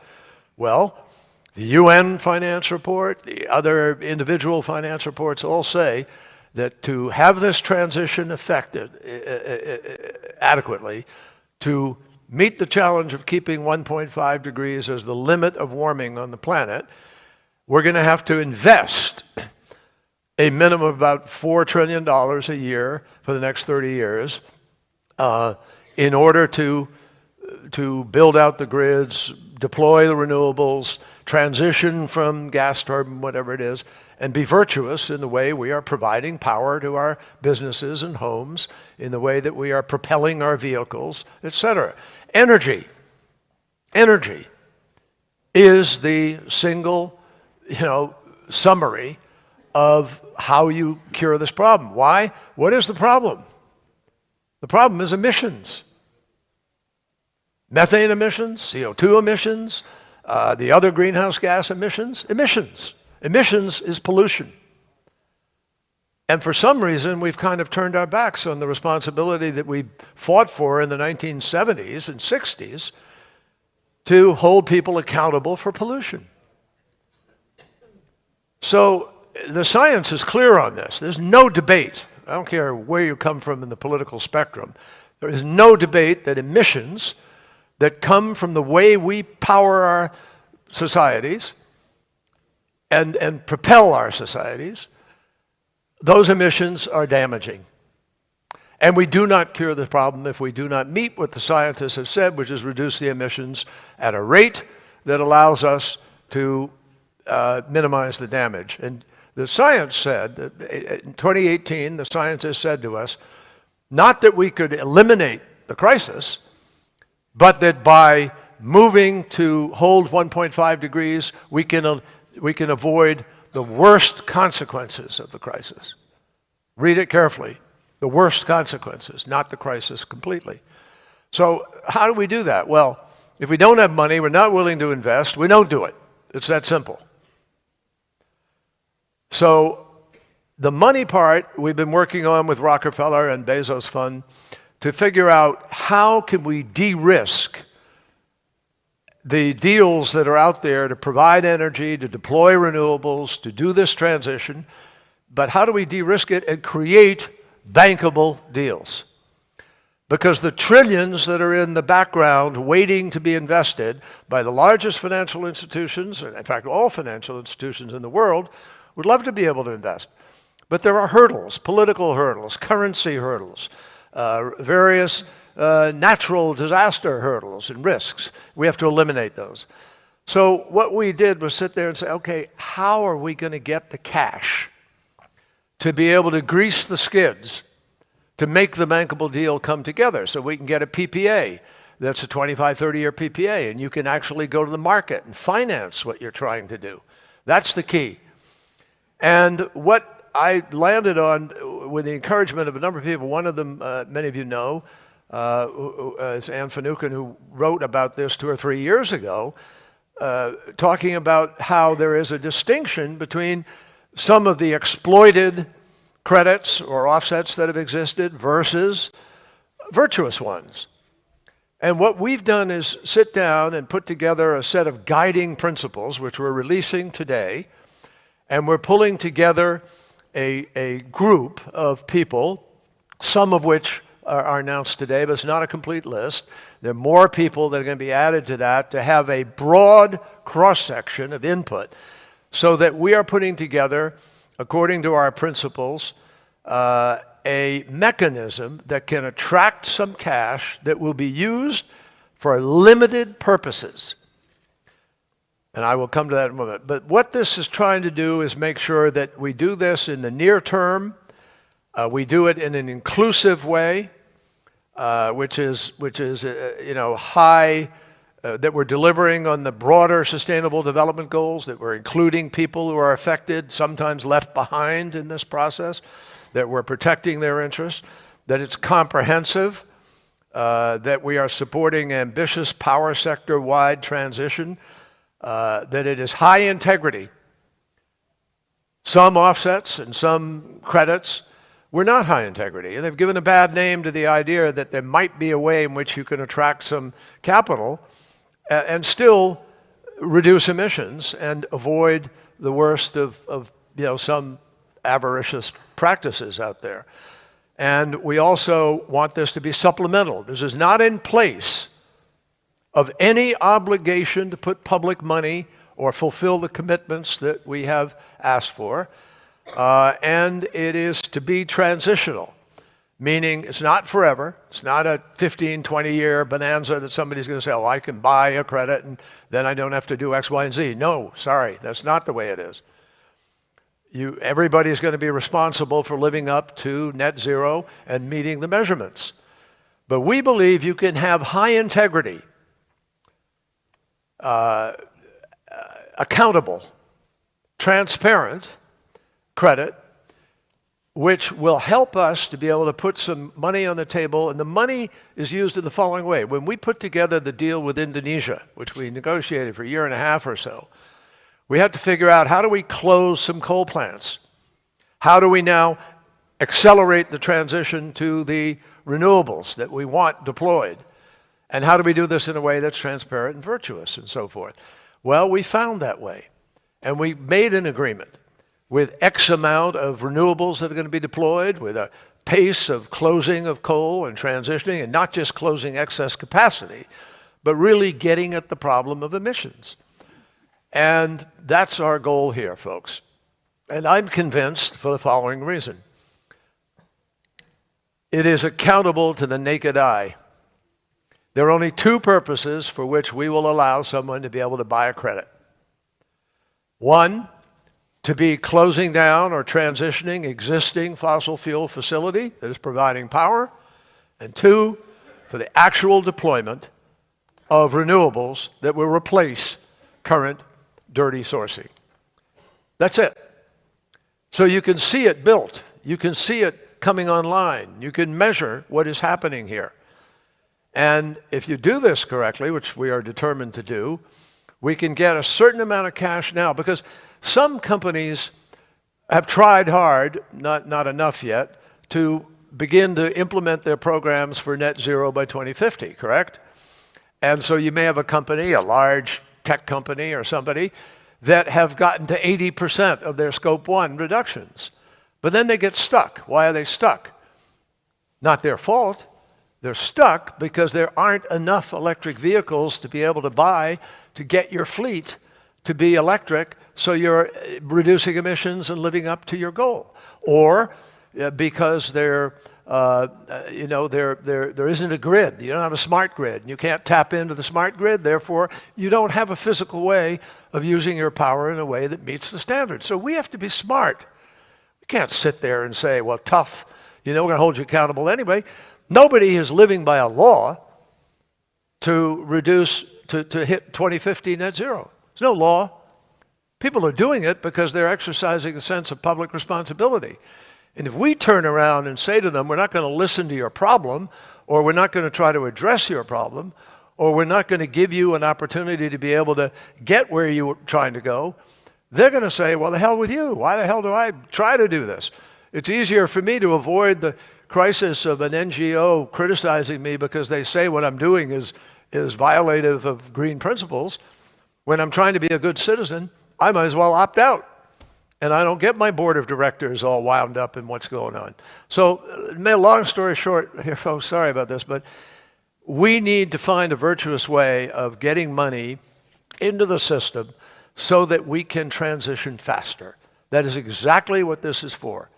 And if we can get, and here's why, in Egypt, we cut a deal with the Egyptians called it's the NUEFE program, where they are going to shut down 5 gigawatts of gas-provided power, transition that gas to Europe to help them in the context of Ukraine and the problem they have. But they're going to shut down 11 gas turbines that are polluting and deploy 10 gigawatts of renewables. Wow, 15 net transition of power and emissions. And the way we made it happen was we put up money.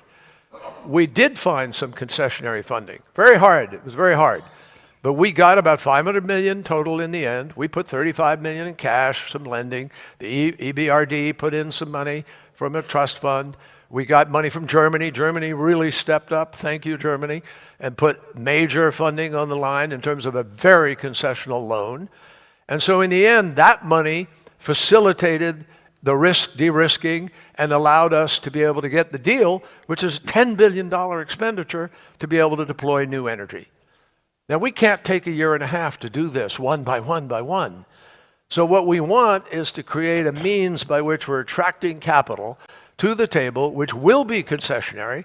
They're buying the credit. They get a certain period of time where that credit is going to help them meet their goal, but it helps us meet our goal. It actually results in a reduction of emissions. And I don't see how anybody can be critical of real reductions in emissions, because that is our challenge right now. That's how we win this battle. So, as I say, it's temporary. We don't know yet. This consultative group, which is going to be coming together, and some were announced today, more will be announced in the next days, but it's going to be broad-based, jurisdictional, and help us to be able to put this together in a way that has true environmental integrity, but works. So SBTI, VCMI, these different players will be at the table, but so will business. So will other people who need to make it work. So thank you. I know I went on a little long, but... Mr. Secretary, I'm just so glad this audience got to hear that. Ladies and gentlemen, excellencies, you just heard one of the most powerful advocates and executors for creating a better world. So thank you so much for that opening statement and laying out this really, really exciting plan. $4 trillion need next 30 years, question of how to de-risk, how to create bankable deals. You laid out some of the guiding principles. We're going to be looking forward to seeing the rest and the people who are engaged. Let me turn to Liz. As all things, these things become acronyms, so it's already become ETA, so the Energy Transition Accelerator. How can it be designed to promote a just transition from fossil fuels to clean energy? And so that's ultimately the goal. And then so that fossil fuel workers and vulnerable communities are protected. Also, just listening to Secretary Kerry, Sharm el-Sheikh wasn't that long ago. And it seems like you've made quite a bit of progress. Can you talk about the progress you've made since then and the progress you want to make, like going up to COP28 as well? Liz, why don't you talk about it a bit, and then I'll add. Okay, sounds good. I'll talk about the humanity bit, and we can Fabulous. riff on it. Okay, perfect.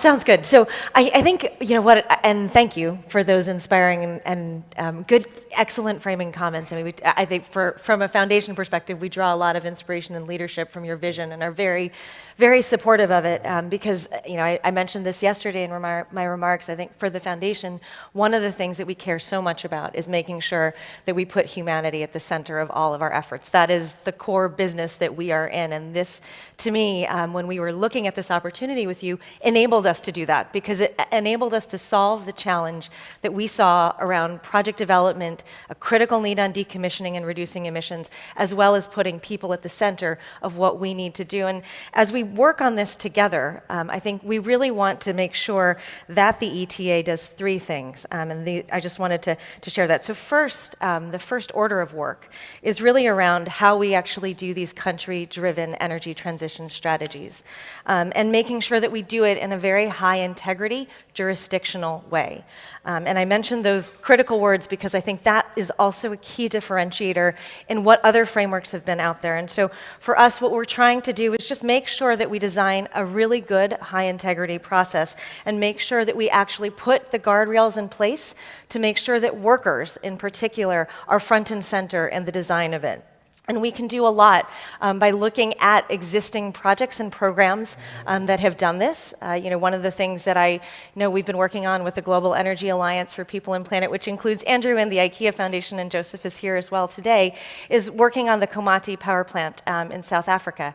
And one of the things that GIAP and the foundations and we have done is work with them, the local electric utility, the local university there, to provide training and upskilling of existing workers that are at that plant, but also communities, so that we're building capacity around new green jobs for those communities. And that is a critical part. I think Her Excellency and Damilola and several people on the prior panel mentioned that. And that is a key part of the energy transition and will be a key part of the ETA.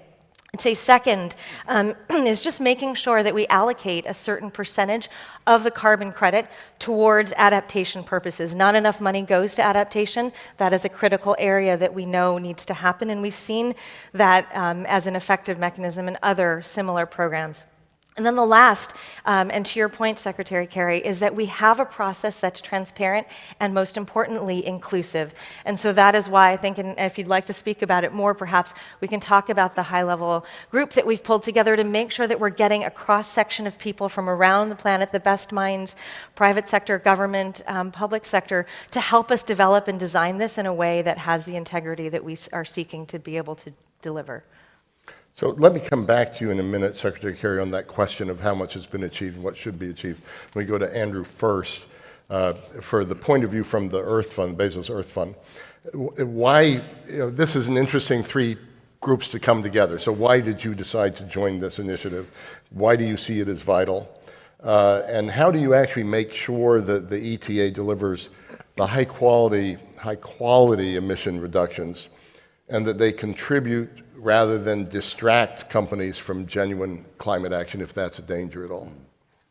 Well, look, first, Fred, thank you so much for this event. I think the Atlantic Council's Global Energy Forum each year has become a really central driving, agenda-setting place to come. So thank you very much. Why did we join? Well, when Secretary Kerry gives you a call and says, for heaven's sake, let's get on with it. You don't say, well, let me think about it. You say, absolutely, we are going to jump right in. We've all seen the number, and thank you for your inspiring words, Secretary Kerry. I can be brief because I think you've said it so much better than we would. We've all seen the numbers. 4.2 trillion per year has to be spent on the future of energy, so to speak. That's a tripling of what we need. We're incredibly excited when we see coal-powered electricity generating plants closing, aren't we? Because that's going to be necessary. We need to see 925 closing every single year. So when you hear, oh, here's one, yeah, now you've got another 924 to do each year between now and 2030. Now, some people would say, well, why do you need carbon credits? I mean, isn't it attractive already to invest in renewable energy? Well, yes, it is. Plain fact of the matter is, it's not happening at anywhere near the pace that's required. And if you're a country that's really willing to show leadership, as South Africa has, Indonesia has, Vietnam is, various other ones, you actually need some help. And Secretary Kerry and other political leaders have played an amazing role with the leaders of these countries, actually taking bold measures. Now we need to, if you like, empower those bold measures. And so you do need carbon markets. Now, why is carbon credit markets not working at the moment for energy? Because there's something puzzling going on. Because there's been far more work done on the nature side of carbon markets with regard to developing emerging countries than energy. And actually, energy is more intuitive, isn't it? Because actually doing forest protection and restoration is actually more complicated, but far more work has been done on that. Far more money is flowing on that than to energy. So we've got to address that, and that's what this is all about. Why are private companies not investing at the moment? It's because it's too complicated. And they say, look, there's so many pitfalls. Quite frankly, we put some money in, someone's going to grumble. There's leakage or it's low quality. What's the point? We'll be accused of greenwashing. And what we're trying to do is say, actually, there is a sensible path forward. There is that sweet spot between, on the one hand, making sure you get the standards right. On the other hand, making sure you get the volumes of money right. And so what we're trying to do is, I think, terribly exciting. This is not just us working on our own. This is bringing in the entire global architecture, if you like. At the moment, as you know, greenhouse gas protocol, that's how you measure greenhouse gases. Then there is CDP, that's where you register what your greenhouse gases are. Then there's SBTI, Science-Based Targets Initiative. That's how you set your targets. Then there are various standard setting. You mentioned it yourself, Secretary Kerry. VCMI, that's looking at the demand side. So that basically says, if you're a private company and you want to get credit, you've got to be already on a good downward path. You've got to be signed up to science-based targets. Then there's something called ICVCM. I hope you're keeping up with all of this. That's on the supply side. And that basically says, look, if you're going to invest in an investment that's going to actually have some credibility, it better be high quality. And Liz mentioned the issue of what's called the jurisdictional approach, which is very big on the nature side. That means you can't just do a little project here because someone might cut down the forest there. You've got to look at the whole jurisdiction. Same thing applies on energy. No point decommissioning one coal plant and investing in renewable energy if someone else builds another coal plant over here. So governments need to be part of it. We need a jurisdictional approach. So what we're going to do, every single one of those alphabet soups I just mentioned, every single one of them is on the advisory council, the consultative group, together with many more. The sort of Brian Moynihan's head of Bank of America, Catherine McKenna, who wrote the report, for the Secretary General. Many leaders from the developing world are on that. At 9:15 this morning, our time, a press release came out with some of those names already. Do look at it. It's great to see Fred Krupp in the audience here because he's the president of EDF, the Environmental Defense Fund. They, together with the Center for Climate and Energy Solutions, will be providing, if you like, the intellectual driving force and managing this. So this is an incredibly exciting venture. We would urge you to sort of join with us, particularly if you're on the investment side, particularly if you're a company that's thinking, my goodness me, I would really like to get engaged in this. We'd love to talk to you. So we're going to be very tough on the, if you like, the standard side. We've got best NGOs in the world, best developing country leaders that are demanding all of the kind of safeguards that Liz talked about. But at the same time, we need ambitious providers of funding that are not going to be providing the funding through this as an alternative to doing what they need to do in their own scope 1, 2, and 3, but as a complement to that. Because even if you're on that wonderful trajectory coming down to net zero in your own company, you're still emitting in the meantime some carbon, and this can actually help compensate for that. Thank you for that, Andrew. And Mr. Secretary, what's very exciting about this, obviously, is what you've underscored, which is the measurable results side of it. So let me go back to the question that I posed to Liz about, it's been a short time since Sharm, what have you achieved? It's not that long of a time before COP28. What do you want to achieve by then?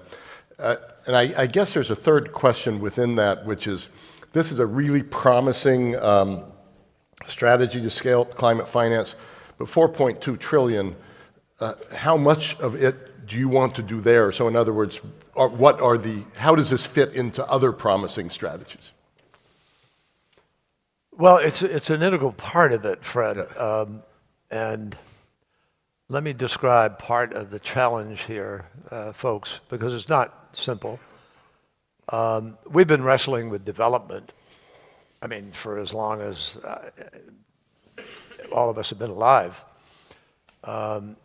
And there are special challenges in development. When you go to an African country where only 17% of the nation has power, you don't have a particularly large pool of paying customers to be able to support a long-term PPA at market rates. It just doesn't work because you don't have enough people. In some places, they don't even collect revenue for the electricity that's being used. And so you have to build structure in certain places. Now, that's not our central problem. That's a moral and political challenge, in the sense that you can't be asking these countries to defer their future completely. They want to be able to develop. They have a right to be able to develop. We need them to develop. It's important to stability on the planet, relationships, and so forth. But we're going to have to be able to provide a concessionary structure for a period of time so that you can then get enough of a revenue stream that you're able to support something in the marketplace. That's one grouping. Fortunately, that is not the grouping that is most important to the solving of the climate crisis. Why?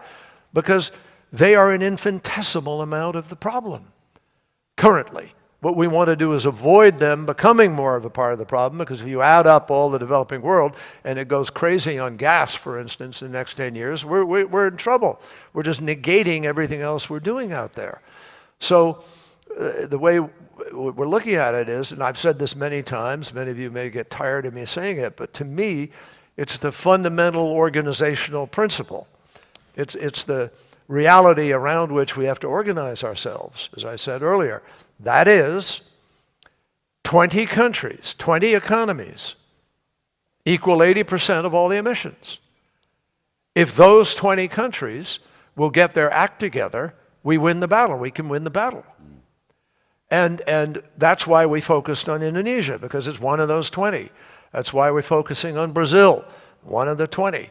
That's why we focus. Vietnam's not yet one of the 20, but it's in the next 10. So we're focused on Vietnam because there's too much coal, and we've got to begin to transition them. And in each of those cases, and we focused on Mexico, which is in those 20. And President AMLO, thanks to, I think, the good meetings we had over the last year and a half, has really changed and come around and said, we're going to deploy renewables. It wasn't even on his, wasn't in their lexicon a year and a half ago. And now they're talking about 30 gigawatts of renewables deployed, increased hydro, and for the first time, really beginning to try to exploit their geothermal, which, by the way, they have active volcanoes. This is a place that has extraordinary capacity in geothermal. So there's money on the, being left off the table here, left on the table that people could make if you begin to get all of that moving in the right direction. So that's what we're trying to do now, is get the larger economies in a place where they are actually reducing emissions. And as I said earlier, folks, this is not a forever program. This is not a sort of you can buy your way out for the long term. This is sort of a delay, 10 years, wherever we land. This is the kind of decision that this consultative group has to help us make. Is it till 2030 or is it till 2035 or something? But you're still going to have to be responsible to meet net zero by 2050, and that's going to require every company to still do scope 1, scope 2, scope 3, et cetera. So what we're trying to do is get as far as we can, Fred, in the next few months, so that hopefully we can have a few pilot efforts that are actually out there working. We've arrived at pricing and at the mechanism and so forth. And we could come to the UAE at COP28 and have an implementable program that goes forward. Now, this is not the only thing we're doing. Of prime priority, high priority for President Biden is MDB reform, Multilateral Development Bank reform. We must find the way to be interpreting the charters correctly so that we could have a significant amount of additional money that is available for concessionary lending, which would make an enormous difference. And both of you, your foundations, the Rockefeller and the Bezos, are invested and interested in helping to get that kind of reform. And then whatever else we can find as a way of getting into the trillions that need to be deployed. But those 20 countries do have the ability to provide revenue for these transactions. And they can get market-based deals going. I mean, we're looking at PPAs that can be struck with Indonesia that will help in this transition. I think that the market is really critical to this, which is why we're looking at a market-based component of how you're going to solve this problem. The trillions of dollars that were assembled, Mark Carney did a lot of really hard work assembling the GFANs and so forth. But that money is investment money. It's not giveaway money. And investment money means you're going to have to be able to get a return on that investment because you're accountable to clients. You have fiduciary responsibilities, and you can't just ignore them. So we have to harness the combined efforts of the regulatory structures, which look at disclosure, for instance. I mean, it's very hard for me to understand how anybody could be fulfilling their fiduciary responsibility by ignoring climate crisis and allowing your supply chain and your entire business to be disrupted by damage and by future interventions of Mother Nature. That doesn't fit, in my judgment. So I think we're due for a real reckoning here with how the marketplace is looking at these challenges and this reality. We can't solve the climate crisis without, and I want to, don't ever edit me at that word, we can't solve the climate crisis. without being able to marshal these sums of money. And we can marshal them. This is the largest market the world has ever known, folks, the clean energy market, the transitional market. The building out of smart grids, new transmission lines, putting in place the infrastructure to support electric vehicles, building out the hydrogen network all of this is money-making. It's how we built our nations. It's how we have employed millions of people. We're just transitioning again as we transitioned, frankly, in the original Industrial Revolution. And we have to be excited about this because it is millions of jobs. Fastest growing job in the United States of America 2 years ago, 3 years ago, for several years was wind turbine technician. Second fastest growing job was unfortunately nurse practitioner because of COVID. Third fastest growing job was solar panel installer. There are extraordinary opportunities here if we will get our act together. And many, many, many companies have now come to that conclusion and recognize that, you can marry the future here. You can do this in a way that provides a planet that is cleaner, healthier, and safer. Good. Thank you, Mr. Secretary. So Liz, I've got a signal. I'll get a signal from somebody whether we're wrapping up. We have some time, but I think I'd like to be able to ask you a quick question and Andrew a quick question, then close out. But I want to go back to what Secretary Kerry talked about at the very beginning about how to de-risk it and how to create bankable deals. That's the world you come from, Liz. You can share with the audience a little bit what your profession, what your job was before taking on what you're doing now, because it fits perfectly with this. So how do you design an ETA to ensure de-risking capital flows upfront for the most urgent fossil fuel transition projects in emerging markets from the banker's perspective?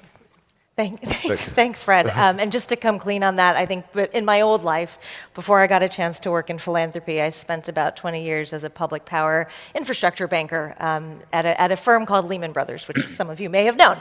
But I think I think that's what's really interesting to me in this regard, because there is a lot that needs to be done in terms of developing the financial structure, and that is why, as Andrew said, we need people like Anne, like Brian, all of the bright financial minds. We've got Chris Leeds on our team as well, helping us think about how do we actually marry the forces of banking and markets together, since that will be such a critical element of the design. And I think I just say a couple things. One is I want to acknowledge that there are a number of other existing structures that people are working on in the market today. So Asian Development Bank has its energy transition mechanism.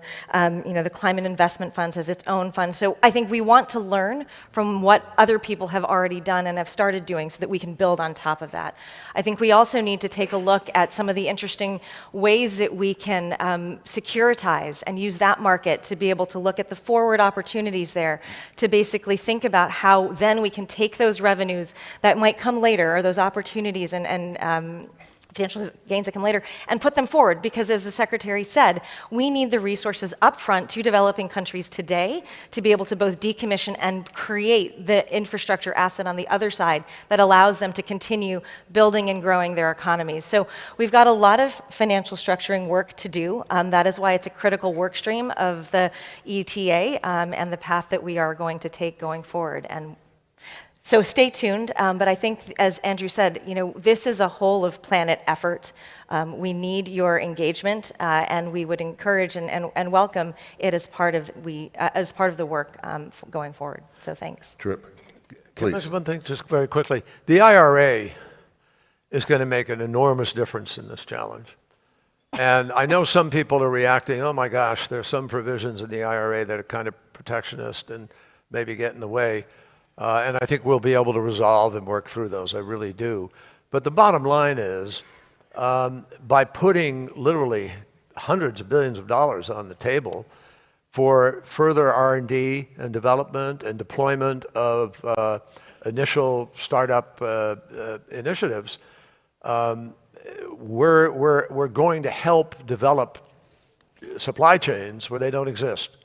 And we're going to help accelerate. I mean, that's an enormous amount of concessionary funding that is going into right now in the Department of Energy. We have billions of dollars that are going into companies, into projects.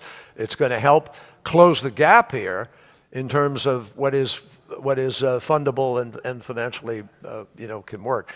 And I think it's going to change things. We're going to have, it'll help with the deployment of green or blue or, turquoise, hydrogen and so forth. I think that exciting things are going to be happening. And rather than having some other entities complain and say, well, you guys have now changed the market and you're going to shift things, everybody should join and do the same thing. That's how we accelerate to the $4 trillion, folks. We shouldn't be sitting there saying, oh my God, let's go backwards. Everybody should join up and do the same thing. Put your money into this development. Put your money on the line in terms of R&D.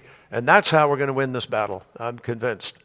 Amen. Thank you, Mr. Secretary. And the Inflation Reduction Act, I got a good briefing just yesterday on what it does alone for hydrogen. And so that's it's pretty exciting. So finally, Andrew, I think this will wrap up with this question. When this platform was launched, you stated there were very naughty, meaning K-N-O-T-T questions that the group would have to grapple with. What are the naughtiest, and how are you how are you grappling with them? Well, first, who wants to solve easy problems? These are difficult problems, and that's why we're sort of stuck. We're sort of constipated at the moment. Yeah. I mean, there's plenty of money out there, but it's not going to the right place. Plenty of money in the world, and it's not going to the right place. So what are they? They're on the both supply and the demand side, standards that are honorable, including human standards, environmental, ecological standards, and so on. On the demand side, that's, a company has to honor its own scope 1, 2, 3 emissions. Those are difficult problems. But there are other difficult problems, which we're going to be grappling with, which is going to be really exciting. How do you set the price? Mm-hmm. Where does the money go? And this is your point to Liz about de-risking, which also Secretary Kerry mentioned. The great thing about voluntary carbon markets is they work for you twice. You put $100 million into this, that buys renewable energy in and of itself. But in addition to that, it changes the entire calculus for a deal, as Secretary Kerry says. That $100 million can unlock 200, could several billion dollars if you do it right. But you have to then actually make sure the money is injected in the right way. So those are some of the knotty problems, but they're exciting. And as someone I had the privilege of running one of the best environmental think tanks in the world, the World Resource Institute, and we're leaders in standards. Environmental NGOs have done us a huge favor setting high standards. But sometimes in this very, very high stress, high pressure, need for action today world, sometimes almost too thoughtful, and sometimes we slow things down too much. So what we're trying to do is unlock that, get the standards that are just as high, but actually then unleash, a flow of funds that can make a huge difference. So as a result of Andrew's alliterative description, we now understand that the ETA is the Coles or Senecot of the movement, right? Well, that does seem to be a really good place to end. Mr. Secretary, Liz, Andrew, what a wonderful conversation. This could go on a lot longer. I'm sure people in the audience who would like to contribute to this in one way or another will catch you and provide you ideas, and we can help connect you all as well with the ETA and with this group. But thank you so much for being here. Thank you for what you're doing. 10 seconds. Please. Everybody here, your organizations, your countries, whoever can speak out. Alexei Navalny's family has made it clear he is very ill and being held in prison without medical care that he needs. So anybody who could speak out and make it clear that the world believes that even prisoners should be given the medical care that they need, and hopefully we can make a difference. Thank you for that.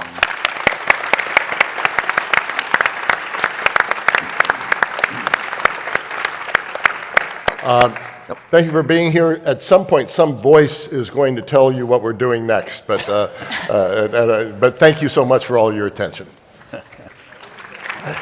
Okay. Thank you so much, Fred. I'm probably that voice that says a huge thanks to all of you. And a fascinating discussion. Please don't leave the room. We're going to get very lonely and get very upset if I lose half the audience. So thank you so much, Fred, and the great panel. Of course, John Kerry, we all need him on our side. Go. Thank you so much. Great words of inspiration there in terms of what needs to be done. A sort of dose of realism, looking at what's happening in the world and the fact that we can actually, this was a human-induced problem, and the solutions are very much out there, and I think it's all in our power to actually change things and make a difference. Please, I would ask you to stay with us. We have a huge rundown for you today. We have some great people talking about it. We're going to be moving on in a way, continuing the conversation that we've already had this morning, talking about emerging markets, looking at net zero pathways in the developing world in terms of what we can do about them and how we can make a difference. Now, we have about 45 minutes in this. As in all of the sessions, I really would like you to get involved and to ask some questions, but I'd like you to do it maybe a little bit earlier, the way we have time to get a few voices around. I know we have Shama. Where are you, Shama? You have a microphone. Shama is somewhere around with a microphone. She's going to be busy working on this side, I hope, and we'll have another colleague here. So I hopefully won't be looking for microphones later on. They'll be ready to go. So that's what I've asked our dear people to make sure that we're ready for. So as I say, we have a great panel here. Let me get them up on board here and let me get them started and get this conversation. So please, we'll look at this as, I suppose, a continuation of what we've already seen this morning and what we've already talked about. And I think we'll add some great value to you in this.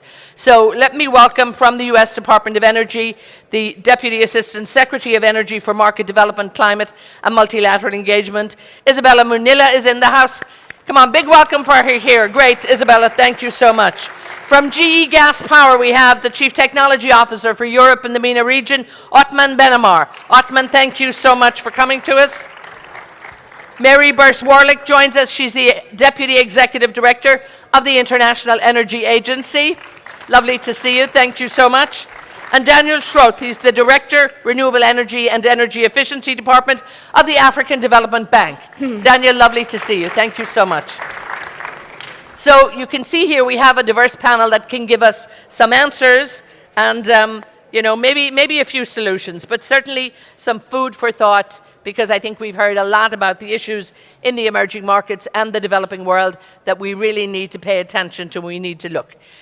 Isabel, when we look, I suppose, at the priorities, the programs, the initiatives that go on in the U.S. Department of Energy, talk to us a little bit about, how these priorities, I suppose, help developing and emerging markets in terms of developing net zero pathways.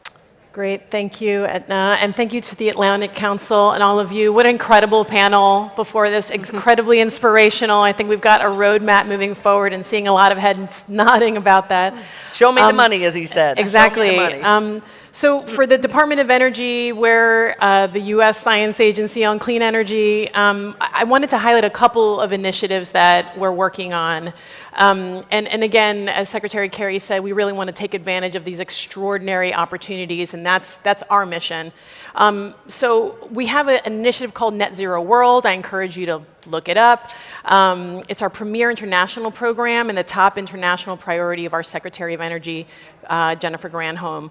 And so our role as a science agency is to scale new technologies that can increase the efficiency of mature technologies and then take those new technologies to scale in the marketplace.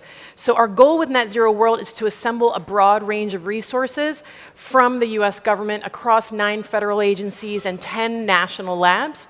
And we use these to support partner nations in building their foundations for a clean energy future. So it's a partnership. Our partner nations right now are Argentina, Chile, Egypt, Indonesia, Nigeria, Singapore, Thailand, and Ukraine. And through this partnership, we're working alongside these partner nations to develop actionable and tailored decarbonization strategies for the key sectors that they select. Right. So our national labs, they put their gold standard technical capacities to work in these partnerships, and they work to identify technological investment pathways to decarbonization. So these are practical partnerships focused on real outcomes. And so I wanted to provide a few examples from our countries. Yes. Yeah.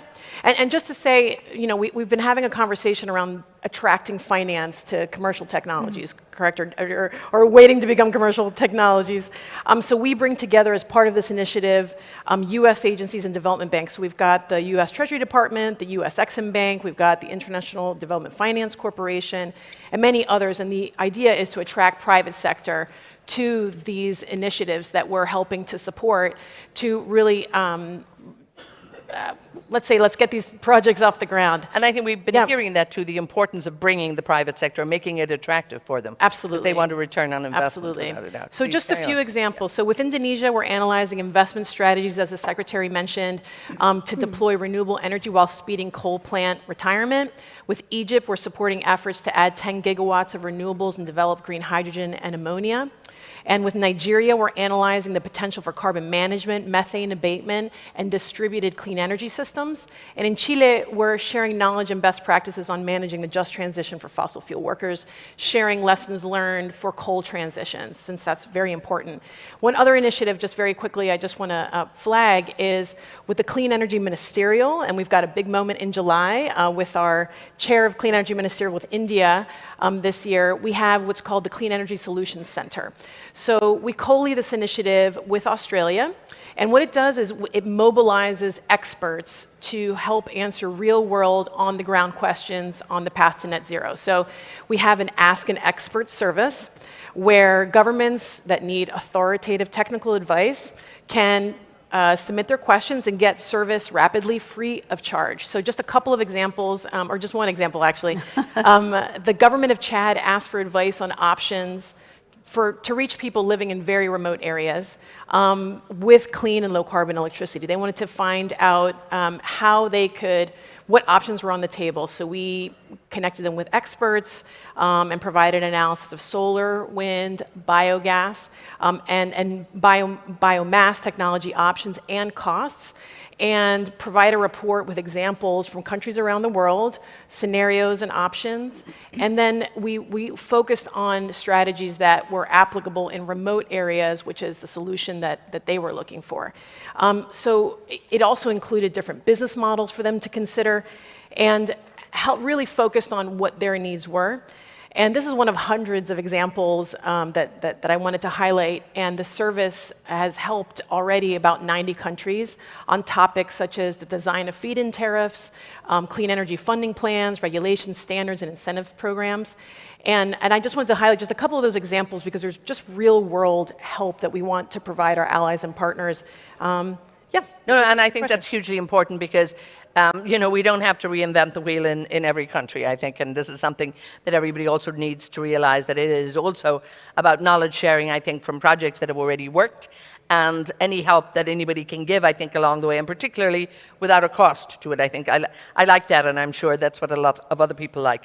Othman, when we look at the energy trilemma that we're looking at, indeed, around the world, and it's impacting, everybody's got to look at that. But a lot, you know, of the challenges, I suppose, and the issues, they're different in terms of emerging markets and developing markets. What do we really need to be looking at, you know, to identify those differences and then to be able to actually help and solve them? Thank you, Edna. Power sector is one of the biggest contributor to carbon emissions in the world. So definitely. But we need it so desperately. Yeah, I mean, exactly. So it's essential as well. So we have to figure this one out. Definitely we need to. It's one of the biggest area where we need to focus to solve for the climate change.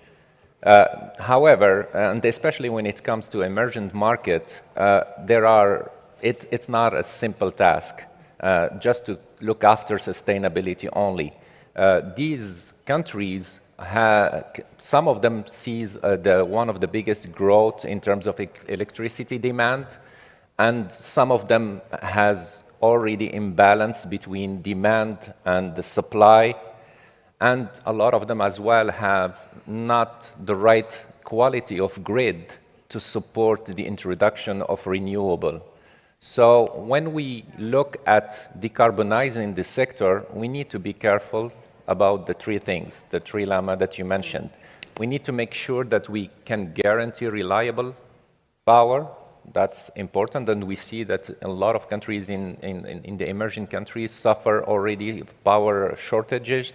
So we need to make sure that we bring that up and make sure that introduction of renewable will not add to the problem. Yes. And especially when you have countries where imbalanced between demand and supply, when you add renewable, you need to think about backup because you already don't have enough capacity. So it will add to the cost, which hits the second point of the trilemma, which is the affordability. We need to make sure that power remain affordable, and that even outside of emergent market, if we look what's happening today in Europe, I'm from France, so when we see that people are struggling with the baguette, the price of the baguette, because the price of the power hike. Yes. Yeah. So imagine that issue is even bigger in the emerging markets because the people cannot afford to pay the same prices as Europe. So we need to make sure that when we decarbonize, we don't add cost. We try to keep it within what people can pay for. And three is sustainability, definitely. So we need, when we add power capacity, because we need to support the growth of economy, which is more demanding with the electrification and so on, we need to make sure that we maintain or reduce the carbon intensity.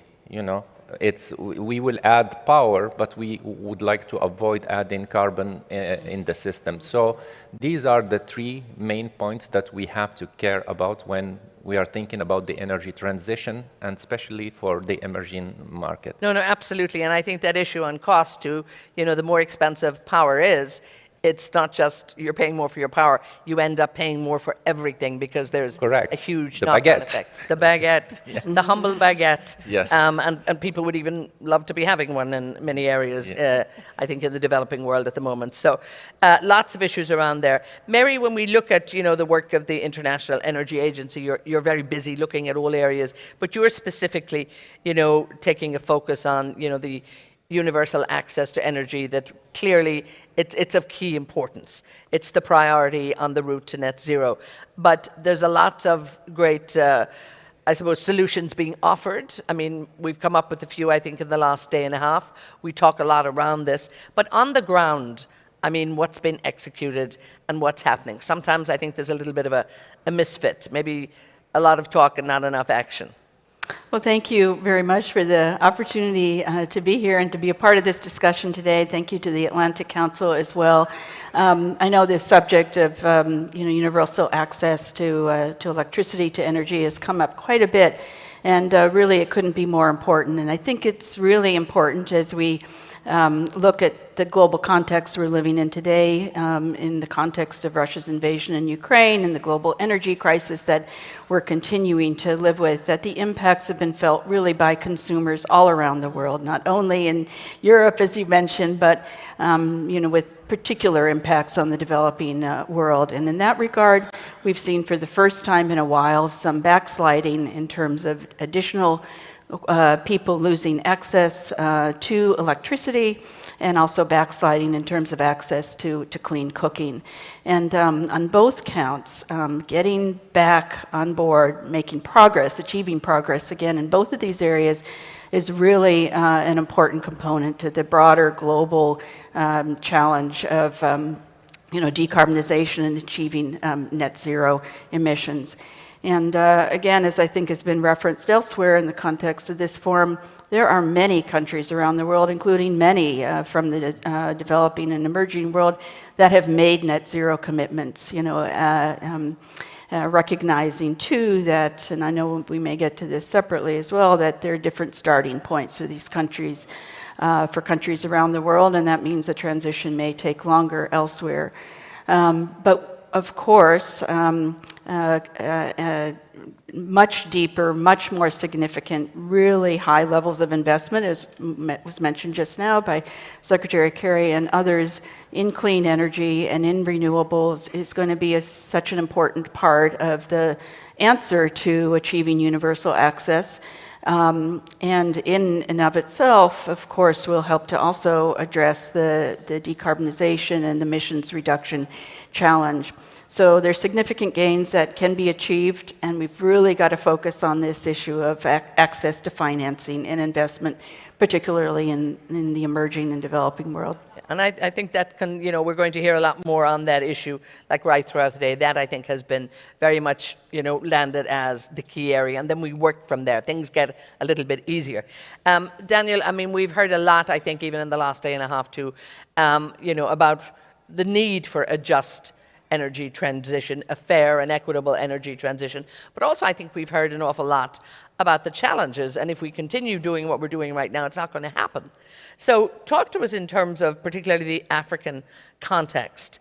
What can we do to make sure that actually there is a just transition? Well, thank you very much, Edna, and thank you to the Atlantic Council for inviting me to this important forum. I think if we talk about just energy transition in an African context, we need to be cognizant of two key paradoxes, I would say. I mean, first of all, Africa has contributed, as we know, very little to CO2 emissions globally, historically responsible for about 4% of global CO2 emissions. Yet at the same time, Africa is already bearing the brunt of the effects of climate change. I think a 2021 study of Notre Dame University, in fact, highlighted that the 10 most vulnerable countries to climate change are in sub-Saharan Africa. So that's quite significant. We're seeing already the effects of droughts, flooding, cyclones all across the continent. And that's also in a context where global climate finance is only flowing very sparsely to Africa. It's only 3% of global climate finance flows that are going currently to Africa. And that's in a context, and Secretary Kerry mentioned it, of the 100 billion that still has not been met by the developed world.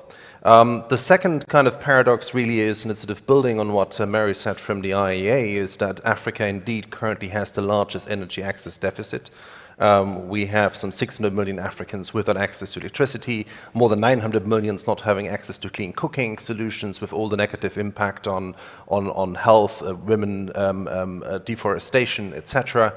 And very importantly, we're backsliding, as you highlighted. We're not on track to meet SDG 7. And that's obviously contrasted at the same time with an abundance, particularly of renewable energy sources across the African continent. I mean, some of the best solar potential in the world, wind in some of the coastal areas, but also inland, geothermal, the East African Rift Valley, hydropower in Central Africa, etc. So there's a huge kind of a gap, obviously. And so if we look at energy transition in Africa, we need to really look context-specific.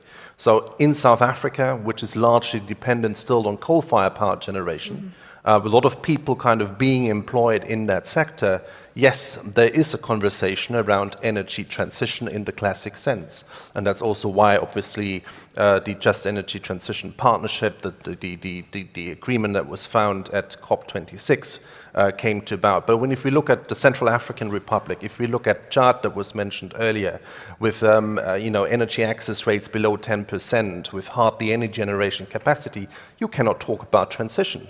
It's about building sort of ideally sustainable energy systems in the first instance. So from our perspective, it's really 5 key priorities that we see.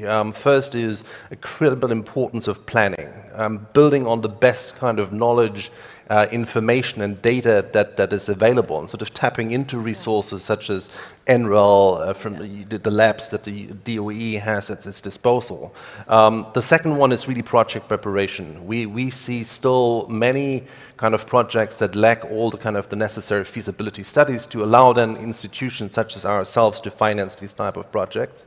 A third key priority is really around investments in transmission. I think you highlighted that one of the key challenges to many African countries with very weak, fragile grids is to be able to integrate larger shares, particularly of variable renewables from solar and wind.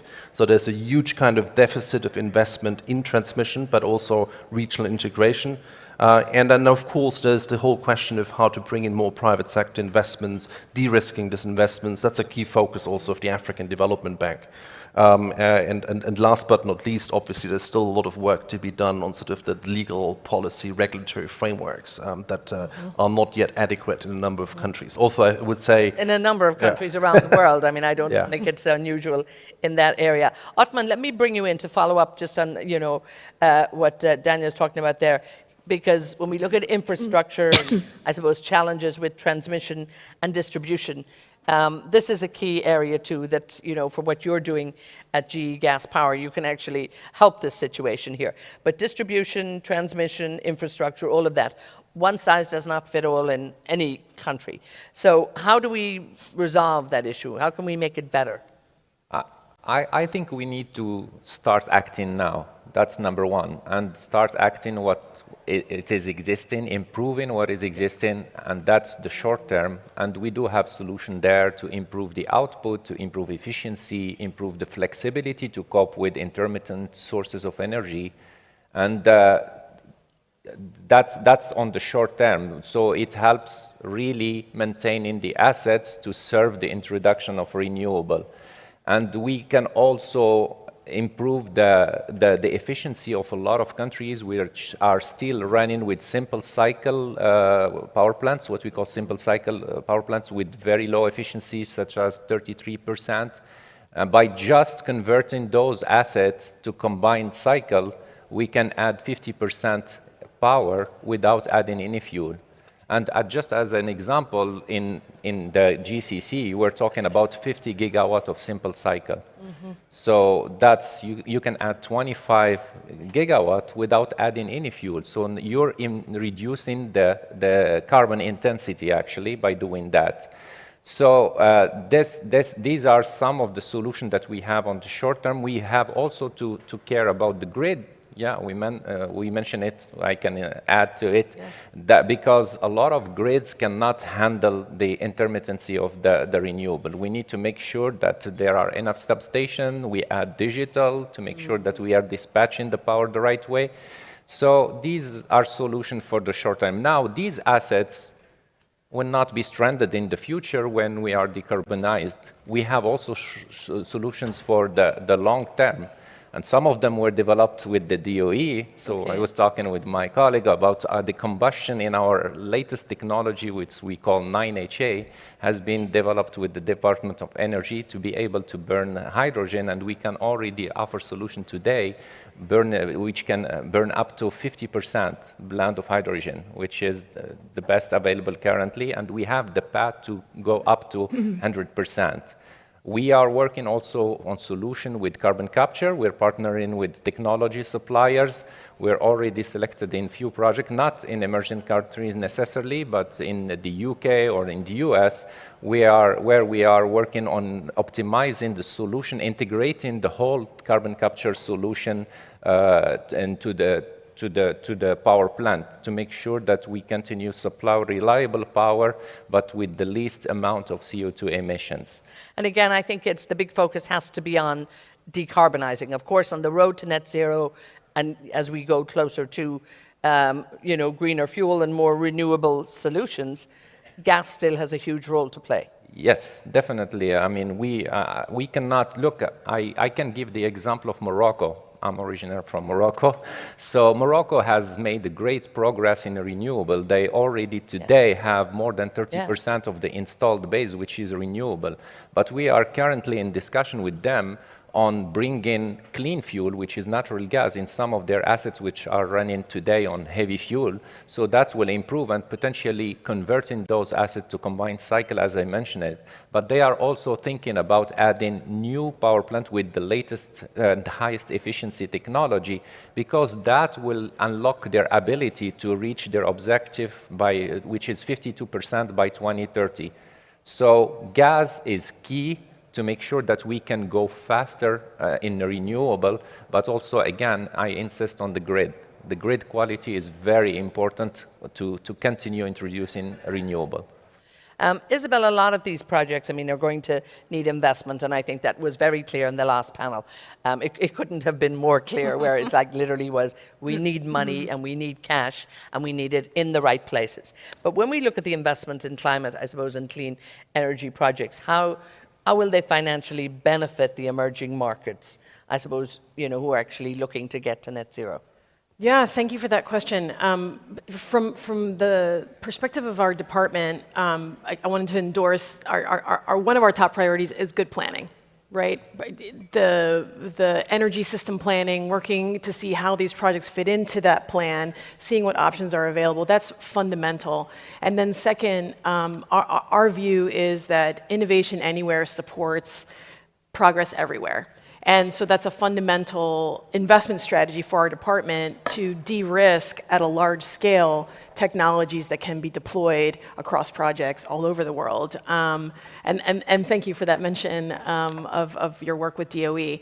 And so for us, really fundamental to a net zero future is reducing those costs. So our domestic investments that we've made recently, billions in domestic energy markets, provide a runway for private investment.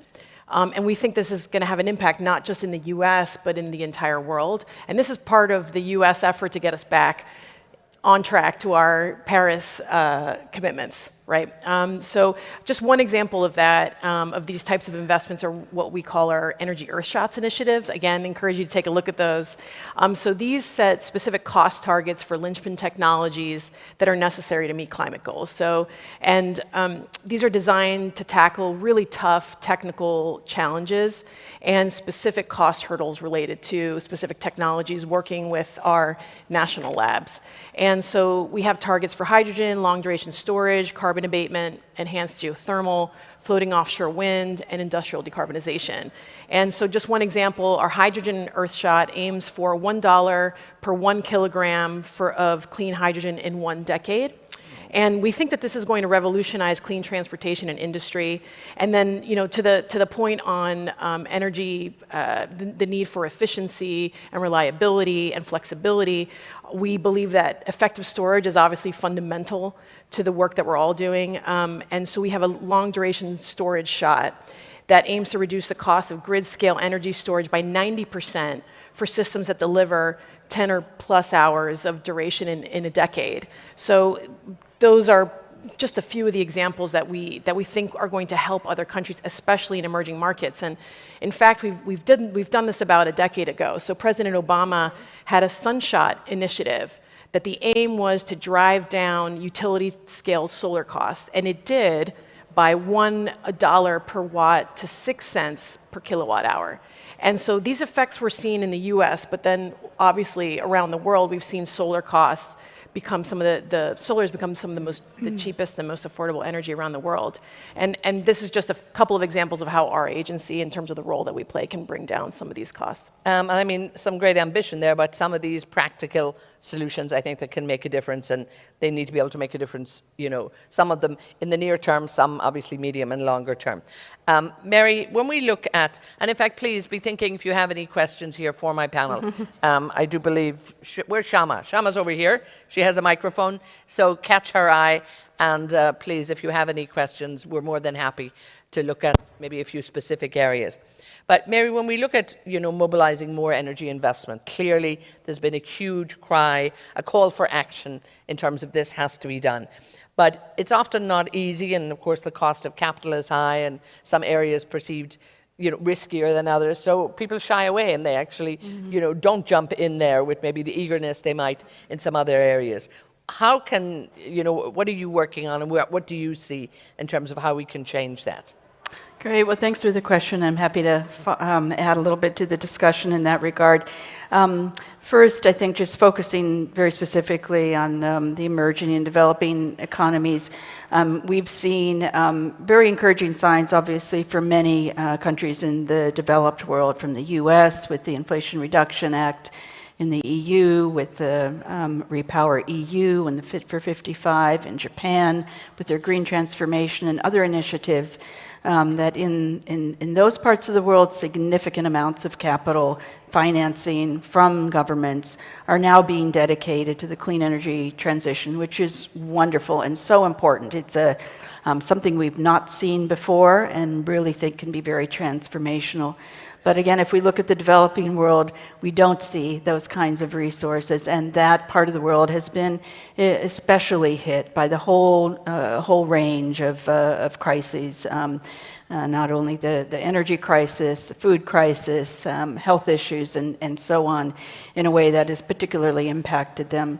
And then you add to the cost of capital, which you referenced, and I think a number of other speakers have mentioned that the cost of capital in many parts of the developing world can be as much as 7 times higher than it is in the developed world for investments in even solar PV projects and things like that.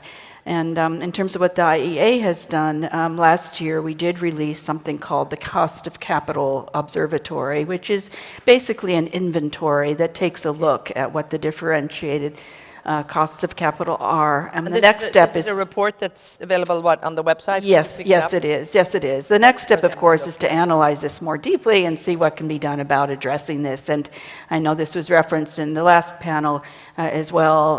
There's a whole host of issues that need to be looked at. I'll also add that we had released at the IEA about 1.5 years ago a report on financing the clean energy transition in emerging and developing economies. And so it is a topic that we're really focused on.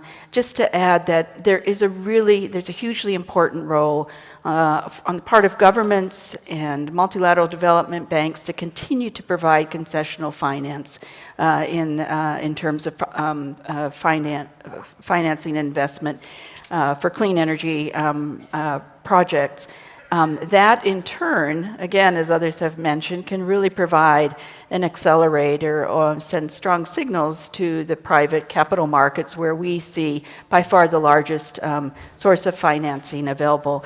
And so the work that's being done on what was just discussed with the Energy Transition Accelerator is so important in helping to unlock and provide solutions to some of these issues, but clearly a really important subject that will need to be continued. And with President Macron's summit coming up in June to look further at the financing issue, that I think will be a really, really important moment for us to continue to dig deeper in looking at real solutions. And I know, I mean, this is a big feature in Abu Dhabi Sustainability Week. We take this conversation from the Atlantic Council on to the next couple of days as well, and some of the big banks are going to be in place as well. So I'll get the opportunity to maybe put a few of these questions to them as well. And clearly, a segue perfectly to you, the role of the development banks, and particularly the African Development Bank. What are you doing on the ground, making a difference, and that you can see practical results coming from?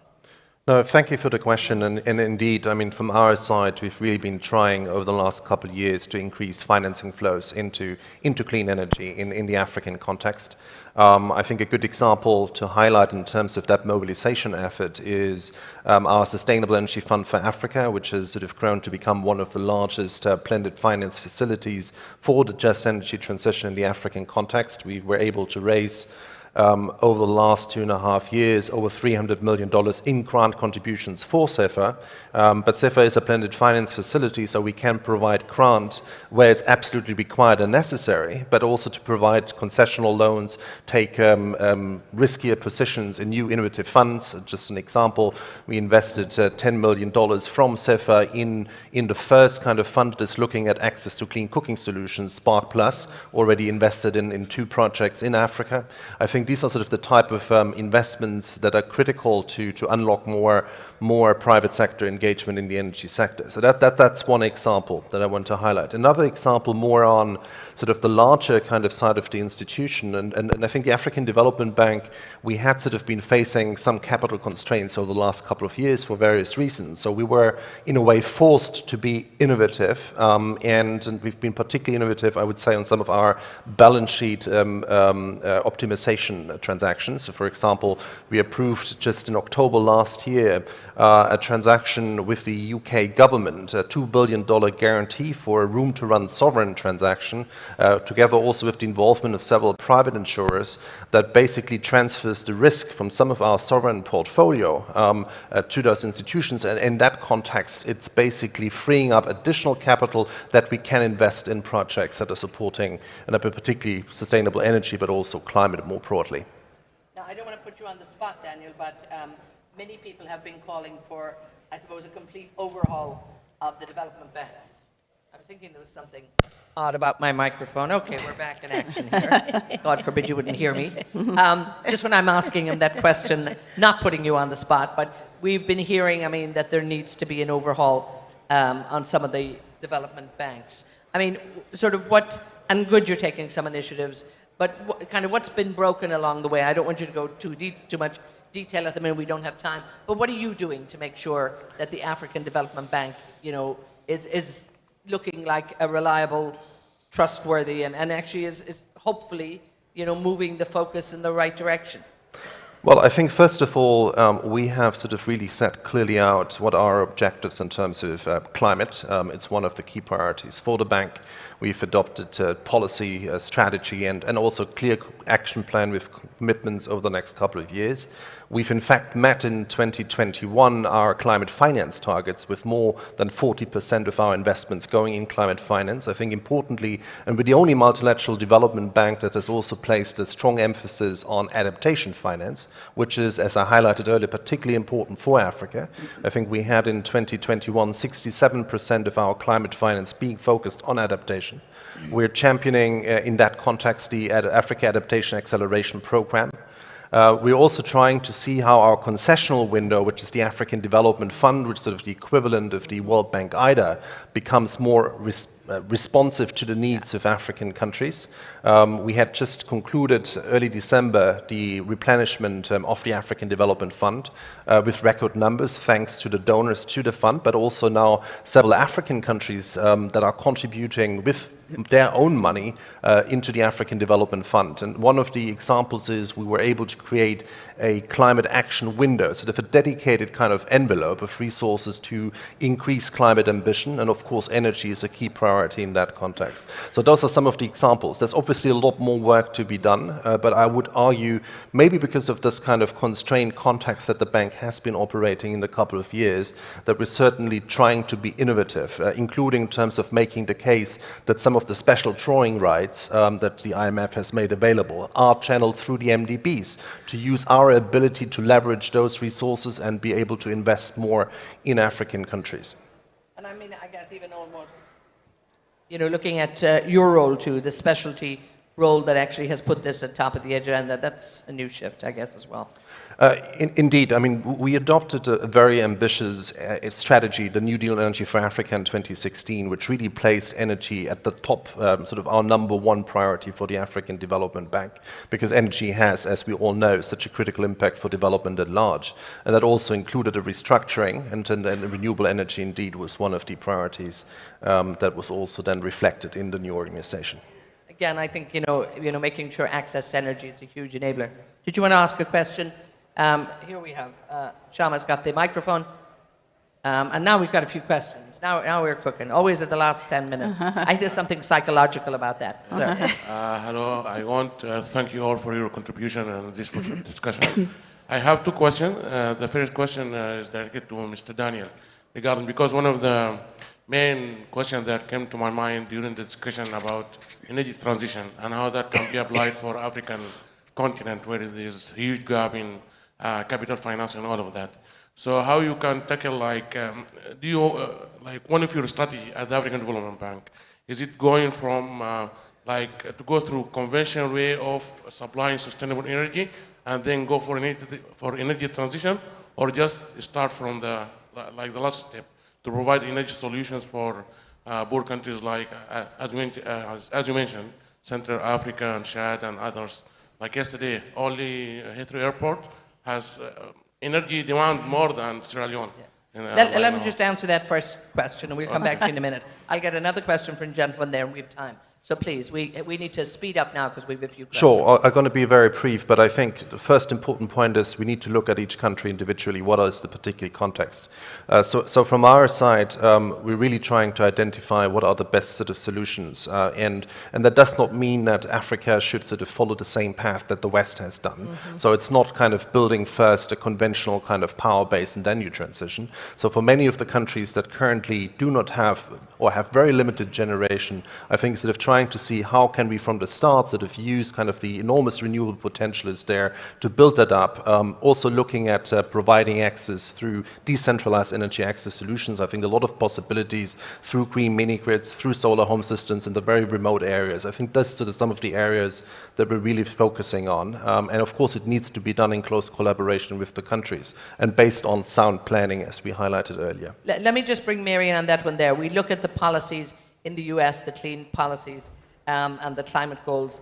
They work there, but could they work in emerging markets and could they do something similar? And I can see Othman wants to contribute to this as well. Go ahead. No, great, thank you. I mean, I think what we're getting at here, and it's incredibly important, is that we need to share lessons. And I think for us as an agency, we use the platforms of the Clean Energy Ministerial, we use the Mission Innovation, we have, again, I mentioned it again, I'm pitching this, we have our big meetup in India in July, and that's absolutely critical. We also have our Net Zero World partnerships we talked about, we've got strategic clean energy partnerships, and this is a place where we are able to share the lessons that we're learning about the approaches we take to tax incentives, et cetera.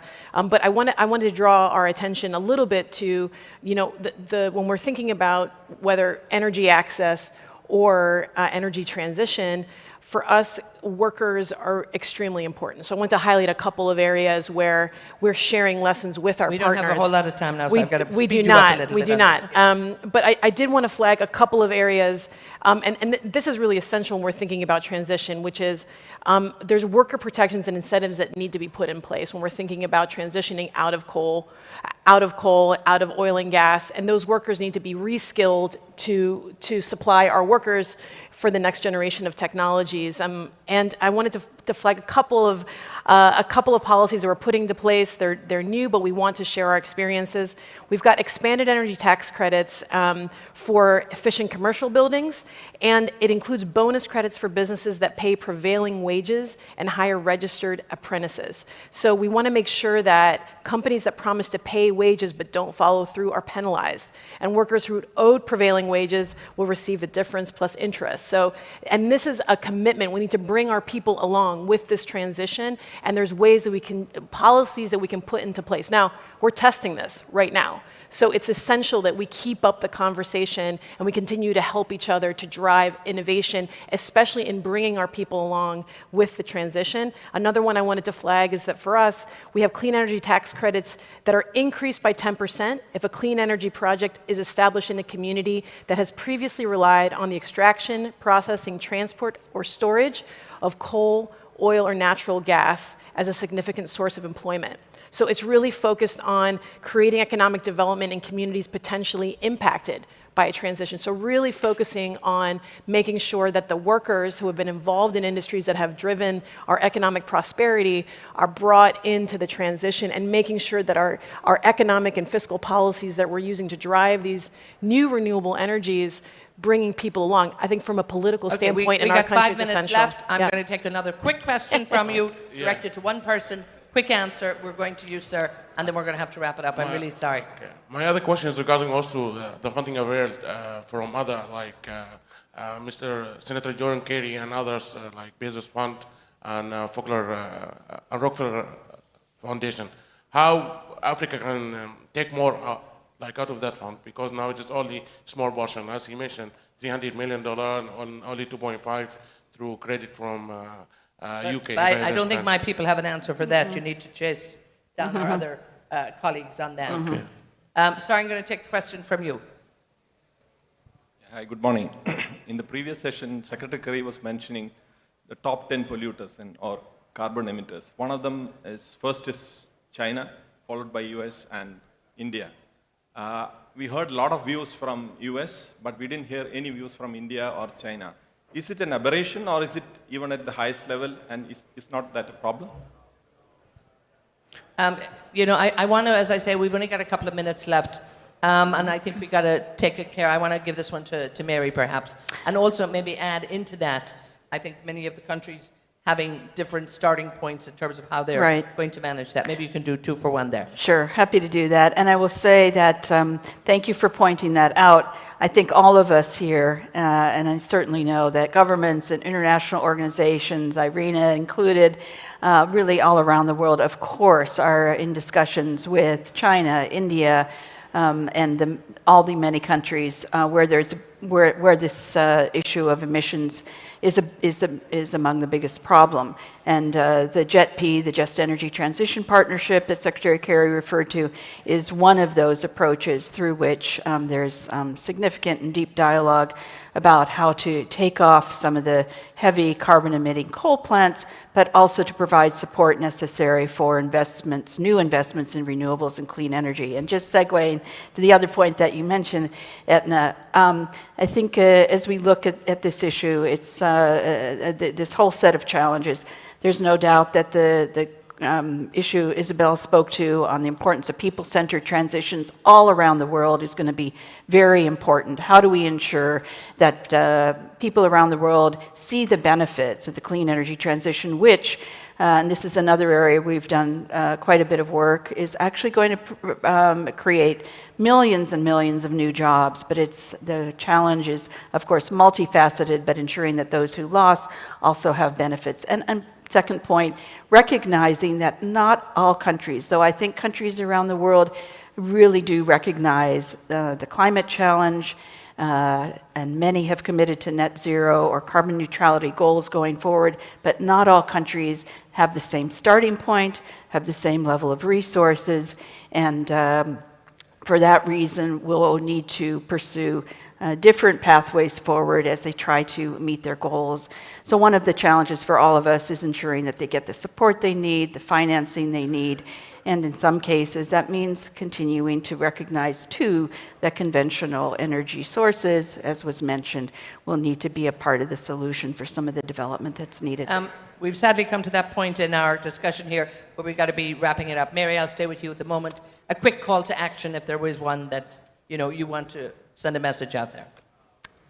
As I indicated, really think globally about the challenge here. Not all countries, since our focus is very specifically on the emerging and developing economies, have the same access to the financing and the resources needed. Let's really think hard in this year ahead, just as I know the AFD is and others, on how we can unlock not only the public sector, but the private sector financing to support this really important global transition. Daniel, if there was a call to action for you, what do you think is most urgent right now? Well, I think just to build on that, I think one is we need to speed up because there's a huge opportunity cost if we don't act now. So we're not moving forward fast enough. We definitely need to scale up, particularly the flow of finance towards emerging countries, particularly in Africa, including climate finance. I've highlighted the percentage earlier. And I think there's also a need to really do more to synergize. There are a lot of efforts from different partners, including ourselves, happening. We're talking to each other, but we're not yet kind of speaking and singing all from the same song sheet. So the synergizing of efforts is also needed to achieve the maximum impact. Othman, there were so many areas we did want to touch on. We didn't really have time, forgive me, but I mean, a closing call to action. I will try to put them on the closing action. So as GE, we have solutions for solving the trilemma from wind to hydro to gas and to grid as well. And we are working on developing those solutions to make them fit for the different countries, different regions. We're still improving on hydrogen blends to get to the 100%. We're working on new generation of carbon capture. But where I see a real problem today, which was connected with the financing and answering the gentleman, I mean, we see problems today with some of these emerging markets getting financing because they get financing from institutions based on countries where there is restriction on financing fossil fuels. But fossil fuels in these countries are still decarbonization. So that's a real big problem. Even we see developers shying away from funding, being involved in these projects, developers from Japan or from Europe, because they are heavy on their portfolio on CO2, and they cannot come and play here. So financing is key, and also policy. We need to make sure that local policies are adequate to support the right path to net zero, but also multilateral policies, not only the country policies, but also, for example, the European policy or UN, whatever, that can be set, which may not be fit for these countries. I mean, very dynamic time in the industry, very challenging in many ways, but all of these issues have to be addressed. May I give you a closing word, Isabel, here to just send us all off? I mean, again, a quick call to action. What can we do, maybe in the short term, that can make sure we're surviving in the longer term? Well, I'll just repeat what I said before, and obviously you heard Secretary Kerry, who I can't speak for. I think he said it all, but I think we need to help each other. We need to share lessons. There's incredible innovation happening in emerging markets, and we need to draw from those lessons. I'll say it again, we need to focus on our people and our workers and share lessons of how we're going to bring them along, because that political power is essential for the hard steps we need to take next. We need to share lessons there. Super. Thank you all so much. Please, a round of applause for our dear panel here, Isabel, Othman, Mary, and Daniel. Thank you all so much. We can finish up here. You'll all be delighted now. We're giving you a coffee break. Just on the India, China, I believe we have a speaker from China later. I haven't checked our colleagues from India, but great focus and attention on what's going on in India, without a doubt. Coffee break now, please. 15 minutes. Be back. There's lots going on. When we come back, the simultaneous sessions will be happening back in this room. And just keep on your diary, on your agenda for today. 5 o'clock, we have the European Commissioner for Energy. So Kadri Simpson will be here this evening at 5 o'clock. So make sure that's on the diary. I know you have lots of meetings and you have lots to do and lots of other things to attend, but make sure you're back here. Simultaneous sessions back here in 15 minutes. So enjoy your coffee break, and thank you all for your great attention. Thanks so much.